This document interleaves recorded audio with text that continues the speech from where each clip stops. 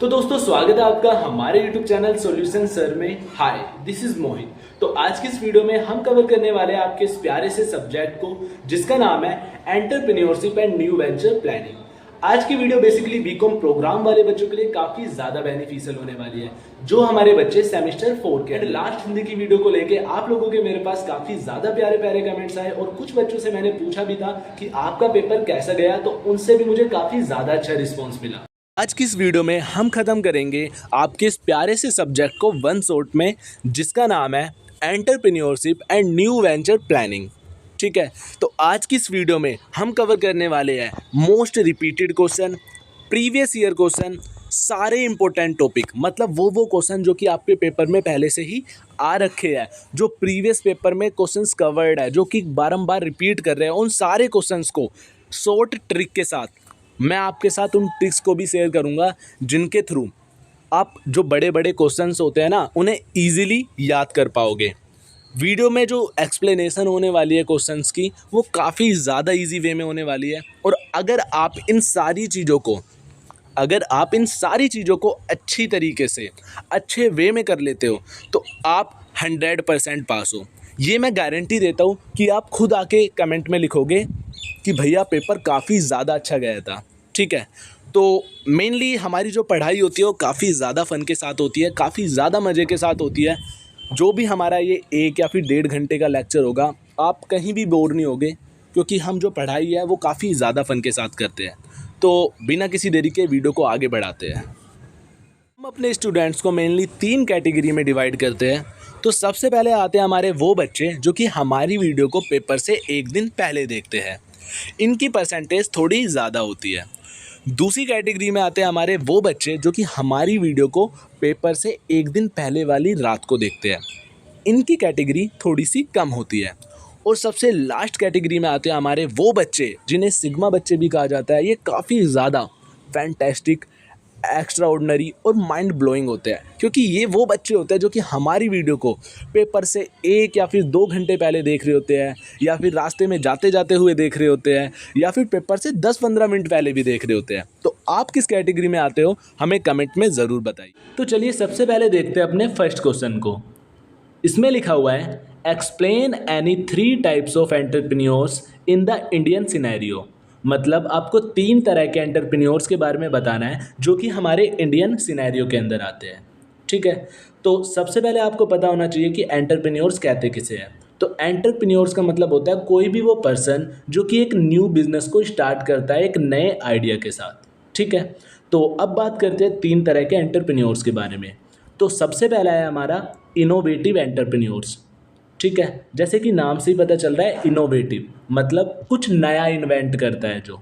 ठीक है, these entrepreneurs come up with new ideas, product और टेक्नोलॉजीज़। जो ये हमारे एंटरप्रेन्योर होते हैं, ये नए आइडिया के साथ, नए प्रोडक्ट के साथ और नए टेक्नोलॉजी के साथ मार्केट के अंदर एंटर करते हैं।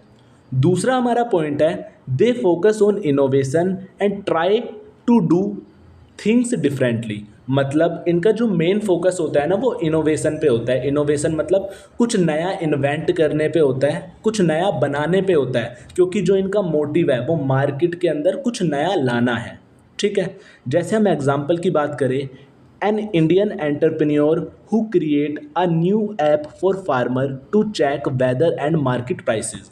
जैसे एक इंडिया के एंटरप्रेन्योर ने एक नया ऐप बनाया फार्मर्स के लिए, ताकि जो फार्मर्स है ना, वो मौसम को चेक कर सके कि मौसम अभी कैसा है, आने वाले टाइम में कैसा होगा, और जो फार्मर्स है वो मार्केट के प्राइसेस को भी पता कर सके। मतलब मार्केट के अंदर जो उनकी फसल है ना, उनके क्या प्राइसेस चल रहे हैं।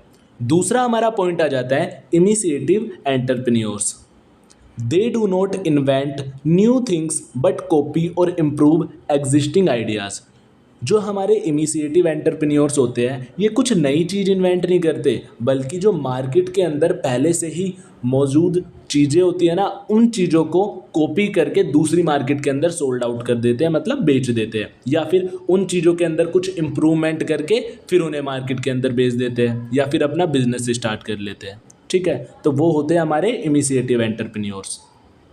दूसरा हमारा पॉइंट है, they bring successful business model from the other places and adapt them for the Indian market.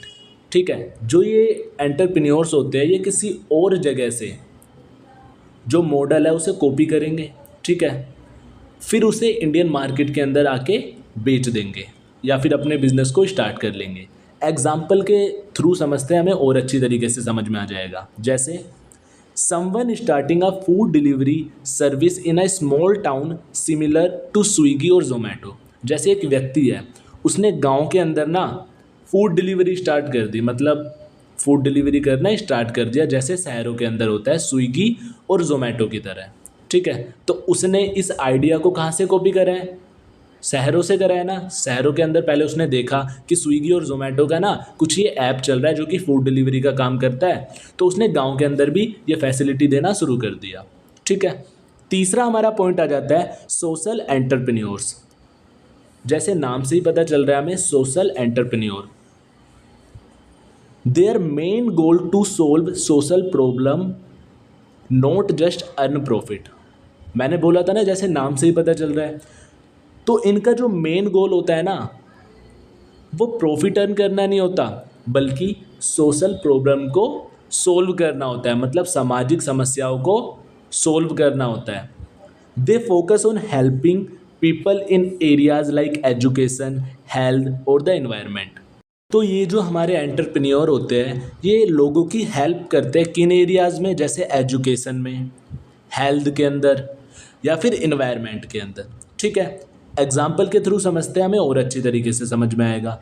N entrepreneur who set up low cost schools in rural villages to educate poor children. मतलब एक entrepreneur था, ठीक है, जिसने एक गांव के अंदर एक स्कूल खोला और उस स्कूल की जो कॉस्ट थी वो काफ़ी ज़्यादा कम रखी गई, मतलब जो उस स्कूल की फ़ीस थी ना वो काफ़ी ज़्यादा कम रखी गई, ताकि जो गांव के बच्चे हैं ना उन्हें एजुकेशन फैसिलिटी मिल सके।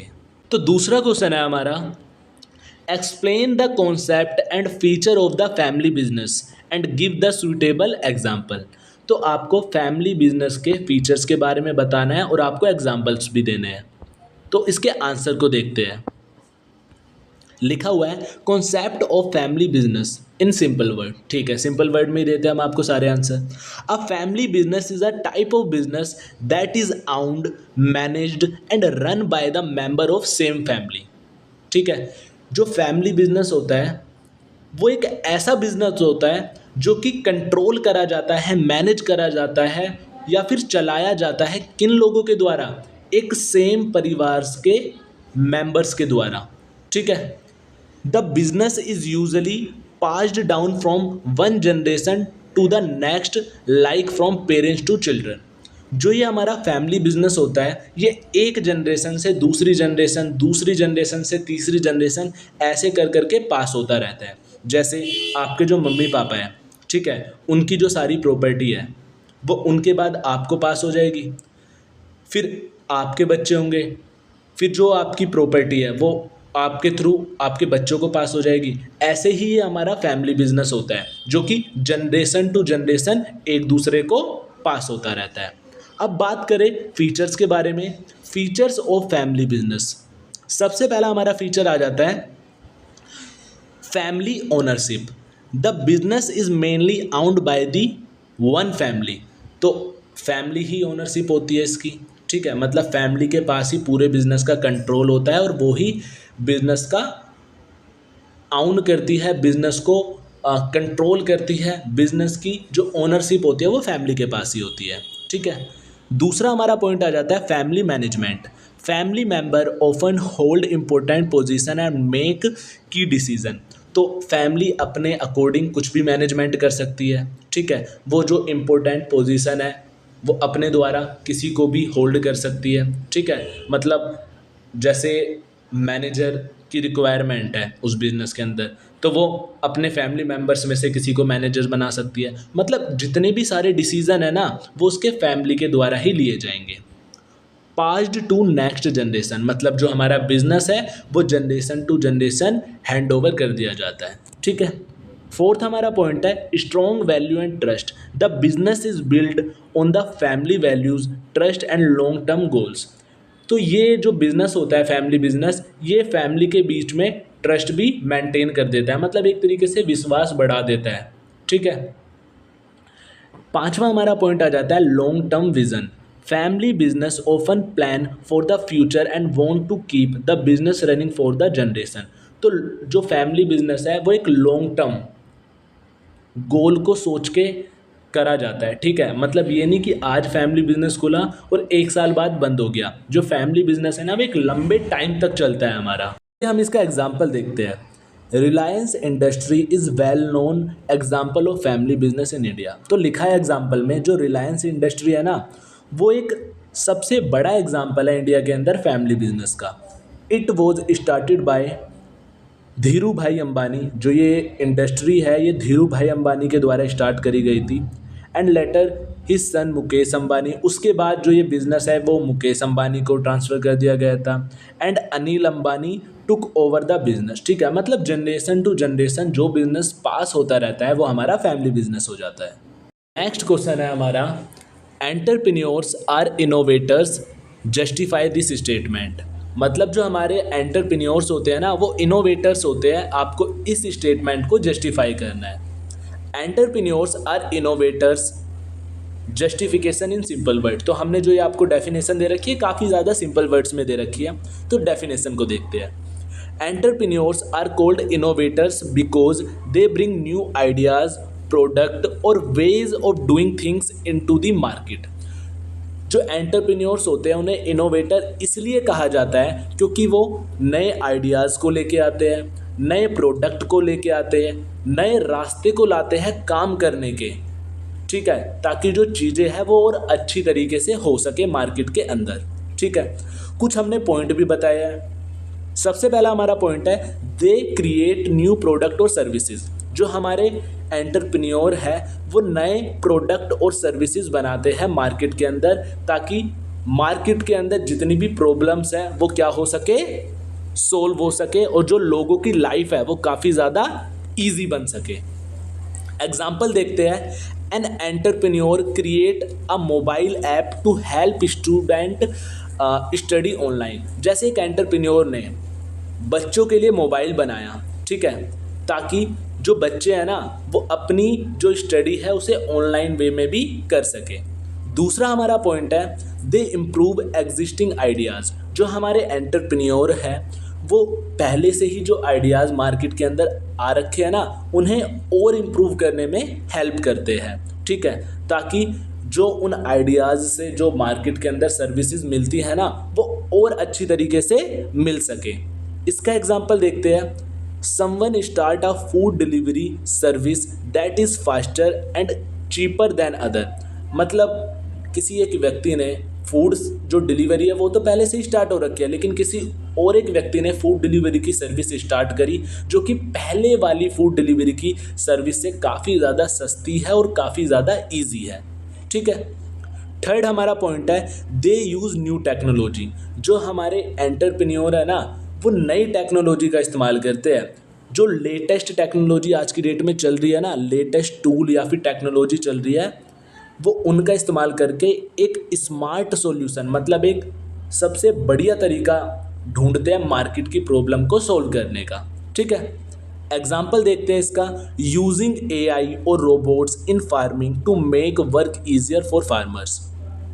अब आप देख सकते हो जो फार्मर होते हैं हमारे, जो उनके खेत होते हैं, अगर हम पुराने ज़माने की बात करें तो पहले जो वो खेतों के अंदर काम करते थे ना वो काफ़ी ज़्यादा मेहनत के द्वारा करा जाता था, मतलब काफ़ी ज़्यादा टाइम लगता था। लेकिन आज की डेट में जो टेक्नोलॉजी है वो इतनी ज़्यादा एडवांस हो चुकी है कि जो खेतों का काम होता है वो मशीनों के द्वारा ना चुटकी से हो जाता है। ठीक है, चुटकी का मतलब बहुत आसानी से हो जाता है। ठीक है, फोर्थ पॉइंट हम देखते हैं they find new ways to do business. जो हमारे एंटरप्रेन्योर्स हैं वो नए तरीके खोज के लाते हैं बिजनेस को करने के लिए। ठीक है, दे फाइंड बेटर, चीपर और faster way to run the business.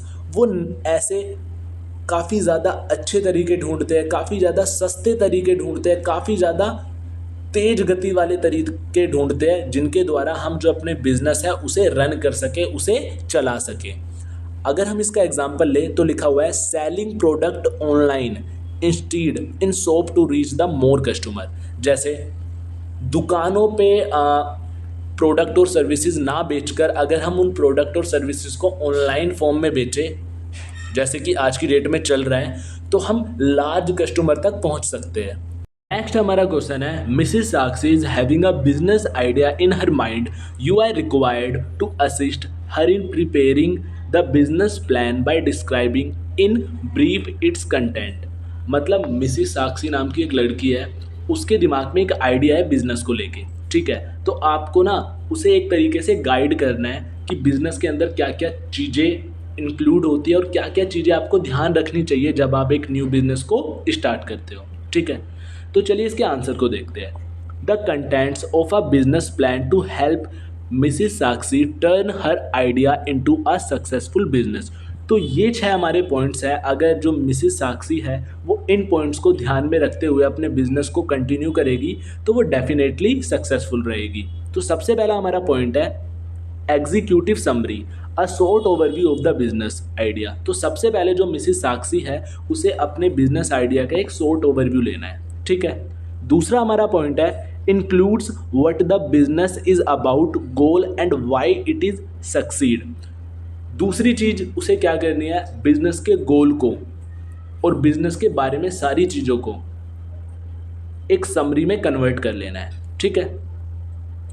दूसरा हमारा पॉइंट है बिजनेस डिस्क्रिप्शन, मतलब डिटेल्स अबाउट द बिजनेस। उसे बिजनेस के बारे में सारी जो डिटेल्स है वो कलेक्ट कर लेनी है, जैसे बिजनेस का नाम, बिजनेस के प्रोडक्ट और सर्विसेज के बारे में कि जो बिजनेस है वो किस तरह के प्रोडक्ट और सर्विसेज को मार्केट के अंदर सेल आउट करेगा, व्हाट प्रॉब्लम इट सोल्व।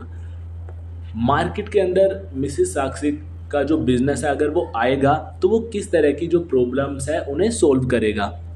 आगे है यूनिक फीचर, और उनके बिजनेस में ऐसा क्या यूनिक फीचर है जो कि उनके बिजनेस को बाकी सारे बिजनेस से जो कि मार्केट के अंदर प्रेजेंट है उनसे अलग बनाता है। थर्ड हमारा पॉइंट आ जाता है मार्केट एनालिसिस। मार्केट एनालिसिस का मतलब होता है मार्केट को अच्छे से एनालाइज करना, ठीक है। Information about the target customer, तो सबसे पहले आपके पास इंफॉर्मेशन होनी चाहिए उन कस्टमर्स की जिनको आपको टारगेट करना है, ठीक है। स्टडी ऑफ द कॉम्पिटिटर, जो कि बिजनेस है, दूसरे बिजनेस है जो कि मार्केट के अंदर पहले से ही मौजूद है, तो उनमें से आपके कौन से कॉम्पिटिटर्स हैं तो उन्हें भी आपको स्टडी करना है, एनालाइज करना है। तीसरा हमारा पॉइंट है मार्केट ट्रेंड और डिमांड। आपको मार्केट की ट्रेंड और डिमांड को देखते हुए चलना है कि मार्केट के अंदर क्या ट्रेंड चल रहा है और किन चीज़ों की डिमांड है। फोर्थ हमारा पॉइंट आ जाता है मार्केटिंग एंड सेल्स स्ट्रैटेजी, ठीक है। तो मार्केटिंग स्ट्रैटेजी और सेल स्ट्रैटेजी पर भी आपको ध्यान रखना है। इनके अंदर क्या पॉइंट आते हैं उन्हें देखते हैं। हाउ द प्रोडक्ट और services will be promoted and sold, तो जो मार्केट के अंदर जो आपके प्रोडक्ट और सर्विसेज है ना उन्हें आप कैसे प्रमोट करोगे, आपको उन चीज़ों पर भी ध्यान देना है। Pricing, advertising and sales method, आप किन मेथड के द्वारा अपनी सेल्स को इंक्रीज कर सकते हो, आपको क्या प्राइस सेट करना है, आपको कैसे एडवर्टाइजमेंट करनी है, ठीक है। फिफ्थ हमारा पॉइंट है ऑर्गेनाइजेशनल स्ट्रक्चर, ठीक है। मतलब जो आपकी ऑर्गेनाइजेशन है उसका क्या स्ट्रक्चर रहेगा। Who will run the business, business को कौन रन करेगा। दूसरा हमारा पॉइंट है role and responsibilities of the team member, हर एक टीम मेंबर्स के क्या क्या रोल्स रहेंगे और क्या क्या रिस्पॉन्सिबिलिटी रहेगी, ठीक है। वो आपको किस पॉइंट के अंदर कवर करनी है, ऑर्गेनाइजेशनल स्ट्रक्चर, मतलब आपके जो पूरा बिजनेस है ना उसका क्या स्ट्रक्चर रहने वाला है। सिक्स्थ हमारा पॉइंट आ जाता है प्रोडक्ट और सर्विस डिटेल्स। प्रोडक्ट और सर्विस की आपको डिटेल भी मेंटेन करनी है, जैसे व्हाट इज बीइंग सोल्ड, जो भी चीज़ें बिची है उन्हें नोट डाउन करना है, ठीक है। या फिर क्या क्या चीज़ें आपको बेचनी है उन्हें नोट डाउन करना है। हाउ इट्स वर्क, जो आपकी चीज़ें हैं वो मार्केट के अंदर कैसे काम कर रही है, आपको उन चीज़ों पर भी ध्यान रखना है। बेनिफिट टू कस्टमर, आपकी जो चीज़ें हैं वो कस्टमर्स को बेनिफिट दे भी रही है या फिर नहीं दे रही, आपको उन चीज़ों पर भी ध्यान देना है। नेक्स्ट हमारा क्वेश्चन है why is it important for an entrepreneur to prepare a business plan. तो जो एक एंटरप्रेन्योर होता है उसके लिए काफ़ी ज़्यादा ज़रूरी क्यों होता है कि वो एक बिज़नेस प्लान को पहले से ही प्रिपेयर करके चले। तो प्लान तो भाई सिंपल सी चीज़ है, अगर आप कुछ भी काम कर रहे हो ना तो प्लान तो सबसे पहले आपको करना होता है। जो प्लानिंग होती है ना वो हमारा फर्स्ट स्टेप होता है किसी भी काम के टूवर्ड्स। ठीक है, इसके आंसर को देखते हैं। अ business plan is like a road map that show how a business will start, grow and succeed. तो जो बिजनेस प्लान होता है ना वो एक रोड मैप की तरह होता है जो कि बताता है हमारे बिजनेस को वो कैसे स्टार्ट होगा, कैसे ग्रो करेगा और कैसे सक्सीड होगा। It is very important for an entrepreneur for the following reason. तो ये हमारे रीजंस हैं जिनके थ्रू हम कह सकते हैं कि जो प्लान है वो एंटरप्रेन्योर के लिए काफ़ी ज़्यादा इंपॉर्टेंट होता है। तो पहला हमारा पॉइंट है गिव क्लियर डायरेक्शन। तो जो हमारा प्लान है वो एक क्लियर डायरेक्शन देता है किसको, एंटरप्रेन्योर को। It helps the entrepreneur know what to do, how to do and when to do. It sets clear goal and step to achieve them. तो ये हमें बताता है कि जो हमारे एंटरप्रेन्योर है उन्हें सबसे पहले क्या चीज़ करनी है, कब करनी है और कहाँ करनी है। ठीक है, ये हमें गोल और स्टेप्स क्लियर पहले से ही सेट करके दे देता है कि आपको सबसे पहले ये गोल अचीव करना है, फिर ये स्टेप करना है, फिर ये गोल अचीव करना है, फिर ये स्टेप करना है। ठीक है, दूसरा हमारा पॉइंट आ जाता है helps in getting funding. Banks और investor will ask for a business plan before giving money. A good plan so that business is well thought out and worth investing in. तो इसके थ्रू बिज़नेस को fund भी मिल जाता है, क्योंकि अगर जब वो फंड मांगने के लिए जो हमारा बिज़नेस है वो बैंक के पास जाता है तो सबसे पहले जो बैंक है या फिर कोई भी इन्वेस्टर है वो बिज़नेस का बिज़नेस प्लान देखता है। ठीक है, जो बिज़नेस प्लान है वो ये बताता है कि जो बिज़नेस है वो आगे कंटिन्यू हो पाएगा या फिर उसकी जो चीज़ें हैं वो आगे चल पाएगी या नहीं चल पाएगी। तो बिजनेस प्लान को अच्छे से एनालाइज करके जो हमारा बैंक होता है या फिर इन्वेस्टर होता है उसके बाद बिजनेस के अंदर फंडिंग देते हैं। तीसरा हमारा पॉइंट आ जाता है identify problem early, it help to spot risk. मतलब जो हमारा बिजनेस का प्लान है ना वो प्रॉब्लम को आइडेंटिफाई करने में हेल्प करता है। ठीक है, it helps to spot risk and challenges before they happen so the entrepreneur can be ready. तो जो हमारा अगर हमने बिज़नेस के लिए प्लान बना रखा होगा तो वो हमें पहले ही बता देगा कि जो बिज़नेस है ना आने वाले टाइम में उसके अंदर क्या क्या समस्या आने वाली है। तो जो हमारे एंटरप्रेन्योर है वो पहले से ही रेडी हो सकते हैं उन चैलेंजेस के लिए।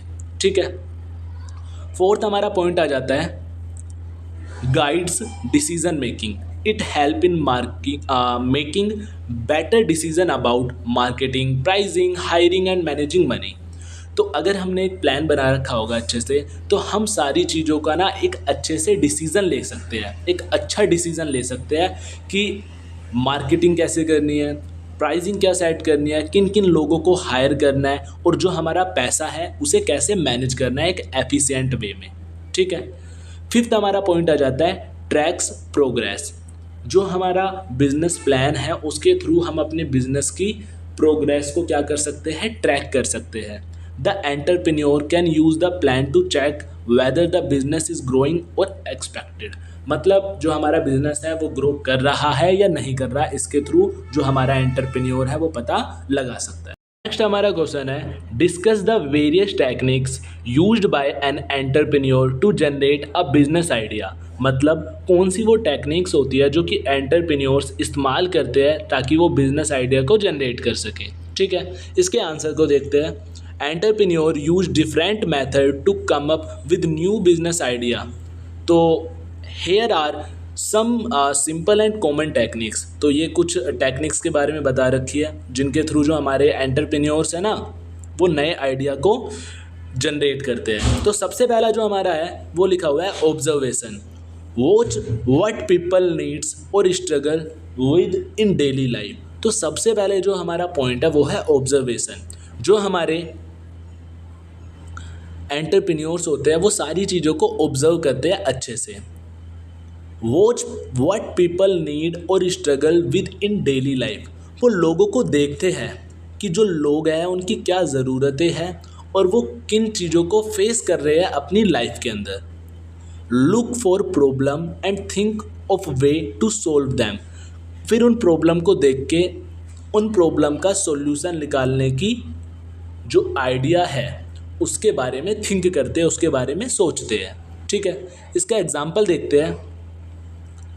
Noticing long lines at the tea stall and starting a mobile T service. एक व्यक्ति ने देखा कि जो टी का स्टॉल है ना, उसके ऊपर काफ़ी ज़्यादा लंबी लाइन लगी हुई है, तो उसने टी की एक ऐसी फैसिलिटी प्रोवाइड कर दी जिसके अंदर लोगों को काफ़ी ज़्यादा लंबी लाइन लगाने की ज़रूरत नहीं है, उन्हें ईजिली चाय मिल जाएगी। ठीक है, दूसरा हमारा पॉइंट है brain storming. Sit with a group और alone and think of as many ideas as possible. तो ब्रेन स्ट्रोमिंग के अंदर हमारा क्या आता है कि अकेले या फिर ग्रुप के अंदर बैठ के जितने आइडिया तुम सोच सकते हो ना, उतने आइडियाज़ के बारे में सोचो। ठीक है, no idea is too silly, write everything down first then pick up the best. तो जितने आइडिया तुमने सोचे उन्हें एक पेज के ऊपर नोट कर लो, फिर उनमें से एक जो सबसे बेस्ट आइडिया है उसे क्या कर लो, पिक कर लो। थर्ड हमारा पॉइंट आ जाता है market research. Study what customer want and what product services are missing. तो एंटरप्रेन्योर हमारे क्या करते हैं, वो देखते हैं कि कस्टमर को किन चीज़ों की आवश्यकता है और क्या क्या प्रोडक्ट और सर्विसेज हैं जो कि वो मार्केट से चाहते हैं। Find gaps in the market where you can offer something new.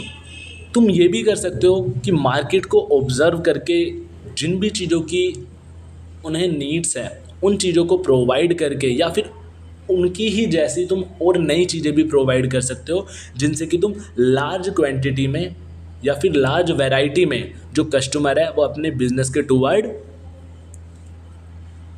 Attract कर सकते हो।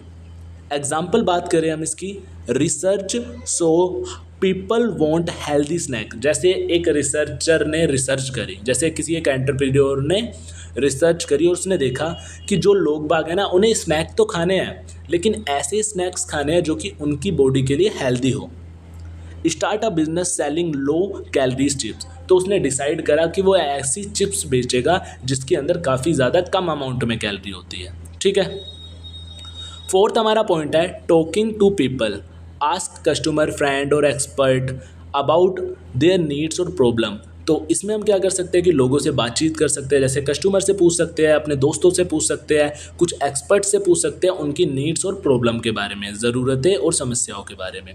Real life conversation and can give great ideas. अगर हम किसी भी बिजनेस को स्टार्ट करने से पहले लोगों से रियल में कन्वर्सेशन करें, रियल में बातचीत करें, तो उसके थ्रू हमें काफ़ी ज़्यादा ग्रेट आइडिया मिल सकते हैं, जैसे आज की डेट में कंपनीज कर रही है।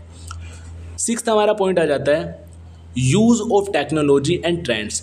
टेक्नोलॉजी और ट्रेंड का यूज़ करके भी हम बिजनेस आइडिया को जनरेट कर सकते हैं, जैसे follow new technology apps trend to create something modern and in the demand. तो ऐप, टेक्नोलॉजी या फिर ट्रेंड का इस्तेमाल करके हम ऐसी चीज़ बना सकते हैं जिसकी मार्केट के अंदर काफ़ी ज़्यादा डिमांड है।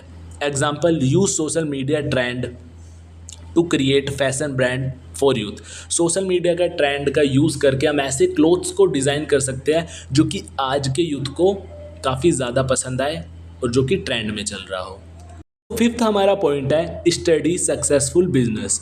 Look at what other are doing well and think of how to improve it और डू इट डिफरेंटली। मतलब मार्केट के अंदर जो पहले से ही बिजनेस आ रखे हैं, आपको उन्हें एनालाइज करना है। या तो आप उनकी तरीके का सेम बिजनेस स्टार्ट कर सकते हो, या फिर उन बिजनेस के अंदर कुछ इम्प्रूवमेंट करके फिर मार्केट के अंदर ला सकते हो। एग्जाम्पल के थ्रू समझते हैं तो आपको और अच्छी तरीके से समझ में आएगा। एग्जाम्पल में हमारा लिखा हुआ है see a food truck doing well in a city and start one with a different menu in your area. जैसे तुमने देखा कि एक जो तुम्हारा शहर था ना, उसके अंदर एक जो फूड ट्रक है, मतलब जो खाना है जो ट्रक के द्वारा डिलीवरी करा जाता है, मतलब एक छोटी सा रेस्टोरेंट होता है जो कि ट्रक के अंदर ही खोला जाता है। मतलब आप कुछ भी ऑर्डर दे सकते हो, वहाँ पे जाके आपको मिल जाएगा। तो आपने उस चीज़ को ना एनालाइज करा, आपने देखा भाई यार ये तो सही पैसा कमा रहा है, तो आपने भी एक फूड ट्रक का जो बिज़नेस है वो स्टार्ट करा, लेकिन आपने क्या चीज़ एक्स्ट्रा करी, आपने ना अपने जो फूड ट्रक का बिज़नेस स्टार्ट करा था उसके अंदर जो खाने वाली डिश है उनका जो मेन्यू है, मतलब उनकी जो वैरायटी है वो काफ़ी ज़्यादा कर दी। ठीक है, इससे जो कस्टमर है वो आपके जो फूड ट्रक के बिज़नेस है उसके टूवर्ड क्या हो सकते हैं, अट्रैक्ट हो सकते हैं, जिससे कि आपका हाई अमाउंट में प्रॉफिट हो सकता है। अगला हमारा क्वेश्चन है, discuss the various reason which lead to conflict in a family business. तो आपको उन रीजंस के बारे में बताना है जिनकी वजह से जो हमारे फैमिली बिजनेस होते हैं उनके बीच कॉन्फ्लिक्ट हो जाती है, मतलब लड़ाइयाँ हो जाती है। Suggest the strategies that could be used to resolve such conflict. और आपको उन स्ट्रैटेजीज़ के बारे में बताना है जिनके थ्रू आप उन कॉन्फ्लिक्ट्स को, मतलब उन लड़ाई और दंगों को क्या कर सकते हो, बंद कर सकते हो या फिर कम कर सकते हो। तो मैंने दो बॉक्स यहाँ पर बनाए हैं। पहले बॉक्स में हमने बात करी है रीजंस के बारे में और दूसरे बॉक्स में हमने बात करी है स्ट्रैटेजी के बारे में। तो सबसे पहले हम देखते हैं अपने पहले रीज़न को। सबसे पहला रीज़न है लैक ऑफ क्लियर रोल्स, मतलब जब हमारे रोल्स क्लियर नहीं होते तो इसकी वजह से क्या क्या चीज़ें फेस करनी पड़ती है। फैमिली मेम्बर्स में not know who is responsible for what. तो इस केस में जो हमारे फैमिली मेम्बर्स होते हैं उन्हें यही नहीं पता होता कि कौन किस चीज़ के लिए रिस्पॉन्सिबल होगा। दूसरा हमारा पॉइंट है this cause confusion and fight over authority, और इसकी वजह से कन्फ्यूज़न भी क्रिएट हो जाती है और अथॉरिटीज़ के बीच में लड़ाइयाँ भी हो जाती है। ठीक है, अगला पॉइंट देखते हैं unequal treatment. If someone family member feel they are not treated fairly it leads to jealous and arguments. अगर किसी भी फैमिली मेम्बर को ऐसा लगता है कि उसे इक्वली ट्रीट नहीं किया जा रहा तो वो उसके मन में जेलसी की एक भावना पैदा कर देते हैं या फिर वो आर्गुमेंट करने लग जाते हैं। ठीक है, तो दूसरा रीज़न हमारा ये है। तीसरा हमारा रीज़न है डिफरेंट ओपिनियन। मेनली हमारी दो जनरेशन के लोग बिजनेस के अंदर इंक्लूड होते हैं। एक होते हैं हमारी यंगर जनरेशन के, एक होते हैं हमारी ओल्डर जनरेशन के।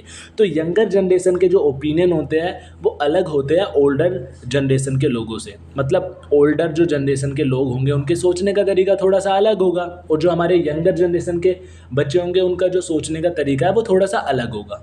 ठीक है, तो कभी कभार इस चीज़ के ऊपर भी फैमिली बिजनेस के अंदर लड़ाइयाँ हो जाती है। फोर्थ हमारा पॉइंट आ जाता है मनी मैटर्स। इस पॉइंट के अंदर क्या लिखा हुआ है कि कभी कभार क्या हो जाता है, disagreement over salary, profit sharing और स्पेंडिंग कैन क्रिएट टेंशन। कभी कभार प्रॉफिट शेयरिंग के ऊपर लड़ाई हो जाती है कि इसे इतना प्रॉफिट मिल रहा है, मुझे इतना मिल रहा है। ठीक है, स्पेंडिंग के ऊपर कि भाई तू तो ज़्यादा इन्वेस्ट कर रहा है, यहाँ पे ज़्यादा स्पेंड करना है, इतना पैसा तुझे इन्वेस्ट नहीं करना चाहिए था, क्योंकि फैमिली बिजनेस है हमारा, कोई भी बोल सकता है इसके अंदर। ठीक है, तो ये हमारे 4 पॉइंट है जिसमें हमें बता रखा है कि अगर कोई भी इन चारों पॉइंटों में से आपके बिजनेस में चीज़ें होती है तो जो फैमिली बिजनेस है ना हमारा, उसके अंदर लड़ाई होना कन्फर्म है। ठीक है, तो इन रीजंस की वजह से जो हमारी लड़ाई है वो होती है। अब बात करते हैं स्ट्रैटेजीज़ के बारे में। ठीक है, तो सबसे पहली जो हमारी स्ट्रैटेजीज़ है वो लिखा हुआ है क्लियर रोल्स एंड रिस्पॉन्सिबिलिटी। तो अगर आपको इन लड़ाइयों को कम करना है तो आपको सबसे पहले क्या करना होगा, रोल्स और रिस्पॉन्सिबिलिटी को क्लियर करना होगा, मतलब कि किसका क्या काम है, किसका क्या रोल है, कौन किस चीज़ के लिए रिस्पॉन्सिबल होगा। ठीक है, दूसरा है हमारा फेयर पॉलिसीज़। फेयर पॉलिसीज़ का मतलब क्या है कि जो भी आप रोल या फिर लॉ बना रहे हो ना, वो बिजनेस के अंदर हर एक बंदे पे इक्वली अप्लाई होना चाहिए, यानी कि इस बंदे पे ये रूल ज़्यादा अप्लाई होगा, इस बंदे पे ये रूल कम अप्लाई होगा। ठीक है, थर्ड हमारा पॉइंट है ओपन कम्युनिकेशन, मतलब कि हमें ना ओपन कम्युनिकेशन करनी है, हर चीज़ की जो बातचीत है ना वो ओपनली करनी है हर एक फैमिली मेम्बर के साथ। इससे क्या होगा कि जो हर एक फैमिली मेम्बर है ना उनका ट्रस्ट बिल्ड होगा, उन्हें ये लगेगा कि हाँ कि हम भी जो हमारा बिजनेस है उसकी हर एक एक्टिविटी में इन्वॉल्व है। ठीक है, और हर चीज़ हमें होनेस्टली बोलनी है, मतलब ईमानदारी के साथ बोलनी है, कोई भी ये नहीं कि इसके सामने थोड़ी ज़्यादा फेंक दी, इसके सामने थोड़ी कम फेंक दी। ठीक है, और अगर हम कम्युनिकेशन करते हैं लोगों के साथ तो उससे हमें क्या मिलता है, लोगों के व्यूज़ भी मिलते हैं। ठीक है, उनके ओपिनियन मिलते हैं। फोर्थ हमारा पॉइंट आ जाता है professional help. In serious cases take help from the business adviser और फैमिली काउंसलर्स। तो अगर हम कोई सीरियस केस हो गया तो उसमें हम प्रोफेशनली हेल्प ले सकते हैं किसी बड़े बंदे से, ठीक है। उससे हमारी जो कॉन्फ्लिक्ट है वो जल्दी सोल्व हो जाए। आप नोट्स स्क्रीन पर देख रहे हो, ठीक है, जिसमें से मैं आपको ये सारे क्वेश्चन करा रहा हूँ, ये आप परचेज़ कर सकते हो एक छोटे से अमाउंट में, खाली 29 रुपीज़ में।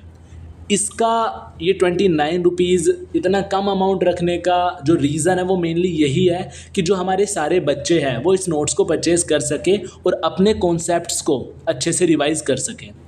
और बेसिकली यार, अगर 29 रुपीज़ में कोई भी पेपर पास हो रहा है तो यार आपको वो चीज़ कर लेनी चाहिए, क्योंकि 29 रुपीज़ काफ़ी ज़्यादा बड़ा अमाउंट नहीं होता, छोटा सा ही अमाउंट होता है। तो आप नोट्स परचेज़ करके अपनी अच्छे से रिवीजन कर सकते हैं, ठीक है। और अगर आप नोट्स परचेज़ करते हैं तो ये हमारी टीम की भी काफ़ी ज़्यादा हेल्प करता है, लेकिन उससे ज़्यादा ये आपकी हेल्प करेगा। आप अपने सारे कॉन्सेप्ट को अच्छे से रिवाइज़ करना, इन नोट्स को अच्छे से यूटिलाइज़ करना, सारी चीज़ें पॉइंट टू पॉइंट पेपर में लिख के लाना और पेपर को 100% फोड़ के आना। फिर देखो, आप केवल पास नहीं होगे, आप अपने पेपर में अच्छे मार्क्स भी स्कोर करोगे। अगला हमारा क्वेश्चन है, explain the concept and function of marketing management in a startup. तो आपको मार्केटिंग मैनेजमेंट के कॉन्सेप्ट और फंक्शन को डिफाइन करना है, ठीक है। तो सबसे पहले हम बात करते हैं कॉन्सेप्ट्स के बारे में। Marketing management means, marketing management का मतलब क्या होता है? प्लानिंग करना, ऑर्गेनाइजिंग करना, कंट्रोलिंग करना सारी मार्केटिंग एक्टिविटीज़ को, ठीक है, ताकि हम अपने जो प्रोडक्ट्स हैं या फिर जो सर्विसेज हैं उन्हें मार्केट के अंदर सेल कर सकें और उन्हें प्रमोट कर सकें, ठीक है। For a startup, marketing management is very important because it help the new business reach customer, build a brand, grow sale। अब एक किसी भी नए बिजनेस के लिए जो मार्केटिंग मैनेजमेंट होती है ना, वो काफ़ी ज़्यादा इम्पोर्टेंट होती है, क्योंकि इसके थ्रू वो ज़्यादा कस्टमर तक पहुंच सकता है, वो अपने ब्रांड को बिल्ड कर सकता है मार्केट के अंदर, वो अपनी सेल्स को बढ़ा सकता है, ठीक है। अब बात करते हैं फंक्शन के बारे में जो कि मार्केटिंग मैनेजमेंट के होते हैं। Understanding customer needs. तो मार्केटिंग मैनेजमेंट के थ्रू हम कस्टमर की नीड्स को क्या कर सकते हैं? अंडरस्टैंड कर सकते हैं। Find out what people want और नीड। हम ये पता लगा सकते हैं कि एक्चुअली में लोगों को क्या चाहिए और उन्हें किस चीज़ों की ज़रूरत है। एग्जाम्पल, डूइंग सर्वे और आस्किंग कस्टमर डायरेक्टली। हम सर्वे कर सकते हैं और कस्टमर से पूछ सकते हैं डायरेक्टली कि आपको किस चीज़ों की रिक्वायरमेंट है। दूसरा हमारा पॉइंट है प्रोडक्ट डेवलपमेंट। क्रिएट और इम्प्रूव प्रोडक्ट और services that meets customer needs. तो हम उन प्रोडक्ट और सर्विसेज को क्रिएट कर सकते हैं जिनसे कि जो हमारे जो कस्टमर है उनकी जो ज़रूरतें हैं वो क्या हो सकती है? पूरी हो सकती है।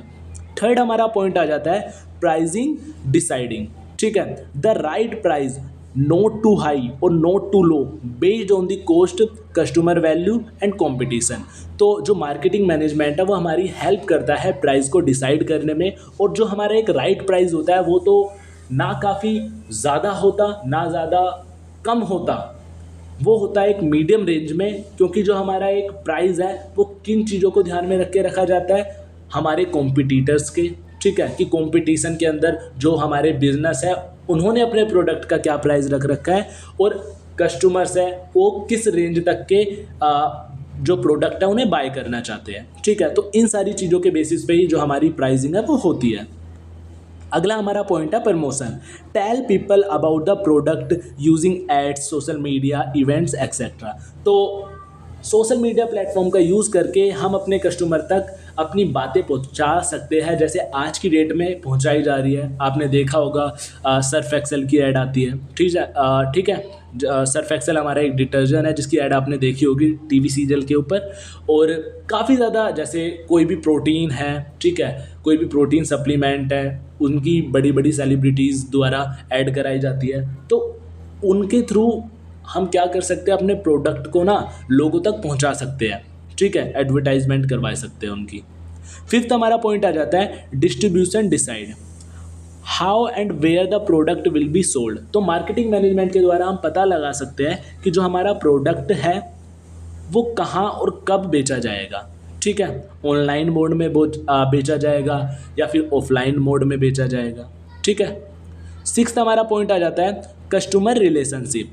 Keep customer happy with good service and support so they come back. तो आपको जो कस्टमर से रिलेशनशिप है ना वो काफ़ी ज़्यादा अच्छे रखने हैं, क्योंकि अगर एक अच्छे रिलेशनशिप आप मेंटेन करके रखोगे तो जो कस्टमर है वो बारंबार आपकी शॉप पे आता ही रहेगा। सेवंथ हमारा पॉइंट है मार्केट रिसर्च। तो मार्केटिंग मैनेजमेंट से हम मार्केट रिसर्च भी करते हैं, जो कि हेल्प करता है मार्केट की किस चीज़ में, ट्रेंड को एनालाइज करने में कि करंट में मार्केट के अंदर क्या ट्रेंड चल रहा है, कौन कौन उसके कॉम्पिटिटर है और हम अपनी चीज़ों को कैसे इम्प्रूव कर सकते हैं। हमारा क्वेश्चन है define angel investor by giving an example. तो आपको एंजल इन्वेस्टर के बारे में बताना है कि एंजल इन्वेस्टर हमारे कौन होते हैं एग्जांपल के साथ। Discuss the pros and cons of using an angel investor to fund a startup. तो आपको एंजल इन्वेस्टर के प्रोज और कंक्लूजन के बारे में बताना है, मतलब एडवांटेज और डिसएडवांटेज दोनों के बारे में बताना है। ठीक है, तो सबसे पहले तो हम बात करेंगे एंजल इन्वेस्टर होते कौन है। लिखा हुआ है an angel investor is a wealthy person who gives money to a new और small business in return for ownership और शेयर इन द कंपनी। तो एंजल इन्वेस्टर मेनली कौन से इन्वेस्टर होते हैं, वो एक पर्सन होता है जिसके पास काफ़ी अंधा पैसा होता है, जो कि नए और स्मॉल बिजनेसेस की हेल्प करता है, उन्हें फंडिंग प्रोवाइड करके, उन्हें पैसा प्रोवाइड करके, लेकिन रिटर्न में वो उस बिज़नेस की थोड़ी सी ओनरशिप लेता है या फिर उस बिज़नेस के शेयर्स लेता है। ठीक है, they usually invest in a early stage when the business is just starting and may not gate loans easily. ये मेनली बिजनेस की कब हेल्प करते हैं, ये बिजनेस की हेल्प करते हैं अर्ली स्टेज में, मतलब जब जो हमारा बिजनेस है वो स्टार्ट ही होता है और जो बिजनेस है उसे कहीं से भी लोन नहीं मिल पाता, तब हमारे भगवान बन के आते हैं कौन, एंजल इन्वेस्टर। ठीक है, अब सबसे पहले हम बात करते हैं एंजल इन्वेस्टर के एडवांटेज के बारे में। तो सबसे पहला एडवांटेज क्या होता है, ईजी एक्सेस टू फंड्स, मतलब बिजनेस को एक ईजी तरीके से इनसे क्या मिल जाता है, फंड मिल जाता है। दूसरा, नो रीपेमेंट आर रिक्वायर्ड, मतलब अगर जो बिजनेस है वो बैंक से फंड लेगा तो बैंक को उसे रिटर्न करना पड़ेगा, लेकिन अगर वो एंजल इन्वेस्टर से फंड लेगा तो उससे रिटर्न नहीं करना पड़ेगा। क्यों? क्योंकि जो हमारे एंजल इन्वेस्टर है वो कंपनी के अंदर ही ओनरशिप ले लेते हैं। ठीक है, या फिर कंपनी के शेयर्स ले लेते हैं। तीसरा हमारा पॉइंट आ जाता है इसमें यूज़फुल एडवाइस एंड कॉन्टैक्ट्स। तो जो हमारे एंजल इन्वेस्टर है वो हमारे न्यू बिजनेस या फिर स्मॉल बिजनेस को एडवाइस भी देते हैं, ठीक है, और कॉन्टैक्ट्स भी देते हैं जिनके थ्रू वो अपने बिजनेस को मार्केट के अंदर ग्रो कर सकते हैं। ठीक है, अब बात करते हैं हम इनके कंक्लूजन के बारे में, कंक्लूजन नहीं, डिसएडवांटेज के बारे में। ठीक है, तो डिसएडवांटेज सबसे पहला हमारा आ जाता है लॉस ऑफ कंट्रोल। इसका मतलब क्या है कि अगर हम फंडिंग एंजल इन्वेस्टर से लेते हैं तो हमारा मेनली क्या हो जाता है, बिजनेस पे लॉस ऑफ कंट्रोल हो जाता है, क्योंकि ओनरशिप वो बिजनेस की थोड़ी ले लेता है, तो इससे हमारा क्या होता जाता है, धीरे धीरे करके लॉस ऑफ कंट्रोल हो जाता है। ठीक है, आगे हमारा profit sharing. You have to share profit with them as they own a part of the business. अब मेनली जब आप एंजल इन्वेस्टर से पैसे नहीं लेते, फंडिंग नहीं लेते, तो आपको उन्हें प्रॉफिट शेयर करने की कोई ज़रूरत थी नहीं, लेकिन अब आपने उनसे फंडिंग ली है और उनका शेयर है आपके बिजनेस के अंदर, या फिर उन्होंने ऑन कर रखा है आपका जो बिजनेस है उसके अंदर ओनरशिप है उनकी, तो आपको अब प्रॉफिट भी शेयर करना ही पड़ेगा उनके साथ। ठीक है, सेवंथ पॉइंट है हमारा हाई एक्सपेक्टेशन। दे मे एक्सपेक्ट क्विक ग्रोथ और रिटर्न विच एड्स प्रेशर। अब जो ये हमारे एंजल इन्वेस्टर है ये बिजनेस से एक्सपेक्ट क्या करते हैं कि भाई जो बिजनेस है ना वो काफ़ी ज़्यादा जल्दी ग्रो हो, जिससे कि क्या होता है, बिजनेस के ऊपर काफ़ी ज़्यादा प्रेशर बढ़ जाता है। ठीक है, तो जो ये 3 पॉइंट इधर की साइड है ये हमारे क्या है, एडवांटेजेस, और इधर की साइड जो हमारे 3 पॉइंट है ये है हमारे डिसएडवांटेज। अगला हमारा क्वेश्चन है what are the challenges an entrepreneur face while raising fund for his venture. तो कौन कौन से चैलेंजेस हैं जो कि फेस करता है एक एंटरप्रेन्योर जब वो जो फंड है वो रेज करता है। ठीक है, raising money for a new business is not easy. भाई कोई भी मार्केट के अंदर नया बिजनेस खुला है तो वो आसानी से पैसे नहीं ले सकता अपने आसपास से, ठीक है। Entrepreneur often face several problem when trying to get funds. तो जो हमारे एंटरप्रेन्योर है, जब वो एक नया बिजनेस स्टार्ट करते हैं तो उन्हें काफ़ी तरह की चीज़ें या फिर प्रॉब्लम फेस करनी पड़ती है। ठीक है, तो वो कौन कौन सी प्रॉब्लम्स होती है हमने इन 7 पॉइंट के अंदर कवर करा है। चलिए एक एक करके इन 7 पॉइंटों को पढ़ते हैं। सबसे पहला है हमारा lack of collateral. Bank often ask for asset as security for loans. New entrepreneur may not have anything to offer. अब भाई बैंक हमें लोन कब प्रोवाइड करता है? जब उसके रिटर्न में हम उसके पास कुछ गिरवी रखते हैं, जिसे कोलेट्रल बोलते हैं। ठीक है, लेकिन नए बिजनेस के पास तो गिरवी रखने के लिए कुछ होता नहीं है, तो वो इस चीज़ में भी काफ़ी ज़्यादा प्रॉब्लम फेस करता है। ठीक है, दूसरा हमारा पॉइंट आता है नो बिजनेस हिस्ट्री। अब बेसिकली कोई भी नया बिजनेस खुलता है, अब उसे फंड चाहिए, तो सामने वाला बंदा तब फंड देगा जब वो उसकी हिस्ट्री के बारे में जानता हो कि हिस्ट्री में मतलब पीछे इसने काफ़ी ज़्यादा प्रॉफिट अर्न करा है, या फिर इसकी जो बिज़नेस है मार्केट के अंदर उसकी काफ़ी ज़्यादा गुडविल है। लेकिन अगर कोई भी नया जो बिज़नेस है वो मार्केट के अंदर खुलता है तो उसकी तो कोई हिस्ट्री नहीं होती ना, तो वो इस केस में भी काफ़ी ज़्यादा प्रॉब्लम फेस करता है। ठीक है, थर्ड हमारा पॉइंट आ जाता है अनक्लियर बिजनेस प्लान। कोई भी जो बिज़नेस होता है नया जो खुला हुआ होता है, उसके पास ना एक अच्छा बिजनेस प्लान नहीं होता, जिसकी वजह से उसे इजीली फंडिंग नहीं मिल पाती। तो ये भी हमारा एक रीज़न हो जाता है जिसके थ्रू जो हमारा एंटरप्रेन्योर है वो प्रॉब्लम फेस करता है। उसे मेनली इस केस में फंडिंग क्यों नहीं मिल पाती? क्योंकि उसका जो एक बिजनेस प्लान है वो अच्छा नहीं होता, जिसकी वजह से जो हमारे इन्वेस्टर है, जो हमारे बैंक है, वो उस पर ईजिली ट्रस्ट ही नहीं कर सकते। ठीक है, तो ये रीज़न होता है हमारा। फोर्थ हमारा पॉइंट है high risk. Startups are risky, many fail, so investor may not want to take the chance. अब यार काफ़ी ज़्यादा देखे होंगे आपने, बिजनेस उठते हैं, चालू होते हैं, लेकिन उसमें से सारे बिजनेस थोड़ी चलते हैं, उसमें से काफ़ी बिजनेस बंद हो जाते हैं। इसलिए इन्वेस्टर इस रीज़न की वजह से भी कुछ नए बिजनेस को फंडिंग नहीं देते, क्योंकि उन्हें ऐसा लगता है कि यार अगर ये आगे नहीं चला तो हमारा तो जो सारा पैसा है वो डूब जाएगा। ठीक है, फिफ्थ हमारा क्या पॉइंट है लिमिटेड नॉलेज।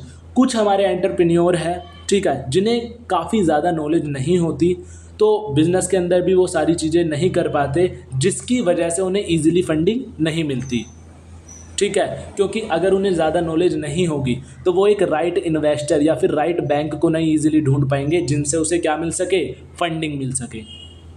आगे लिखा हुआ है हमारा sixth tough competition. Many people are looking for funding, so it is hard to stand out and get noticed.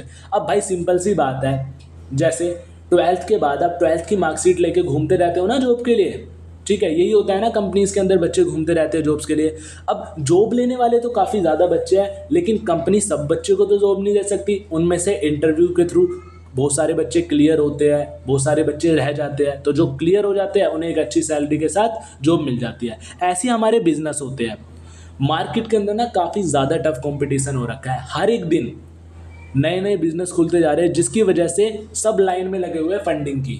ठीक है, अब इतने सारे इन्वेस्टर तो है नहीं मार्केट के अंदर जो कि हर एक बिजनेस को फंडिंग प्रोवाइड करे। ठीक है, तो ये भी हमारा एक रीज़न है जिनकी वजह से जो हमारे इन्वेस्टर है वो एंटरप्रेन्योर को जो कि नया बिजनेस खोलते हैं उन्हें फंडिंग इजीली नहीं देते।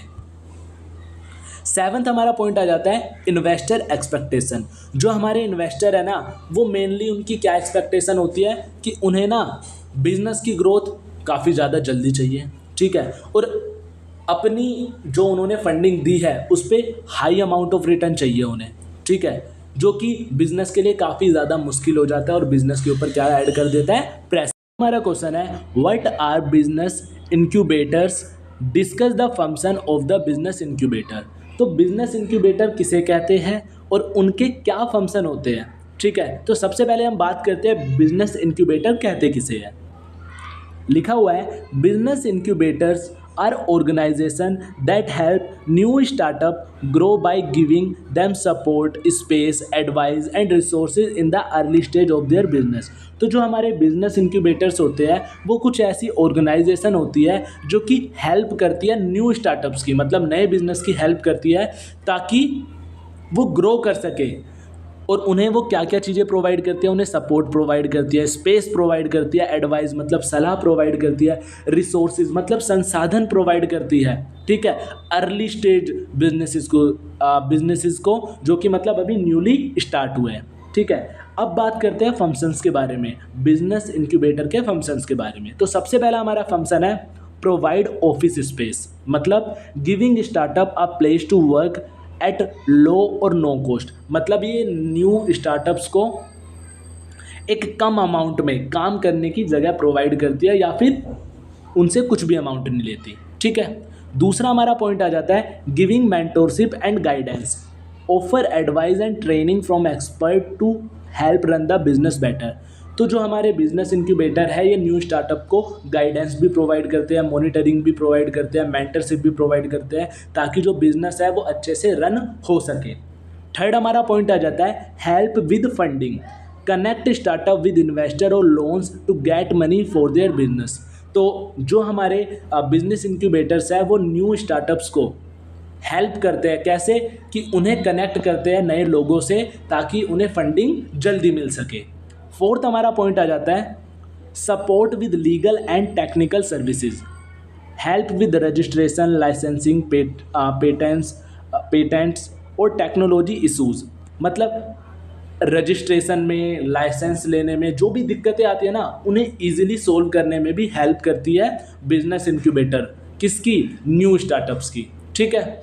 फिफ्थ हमारा पॉइंट आ जाता है marketing and brand help, teach how to promote the product और services and build a brand.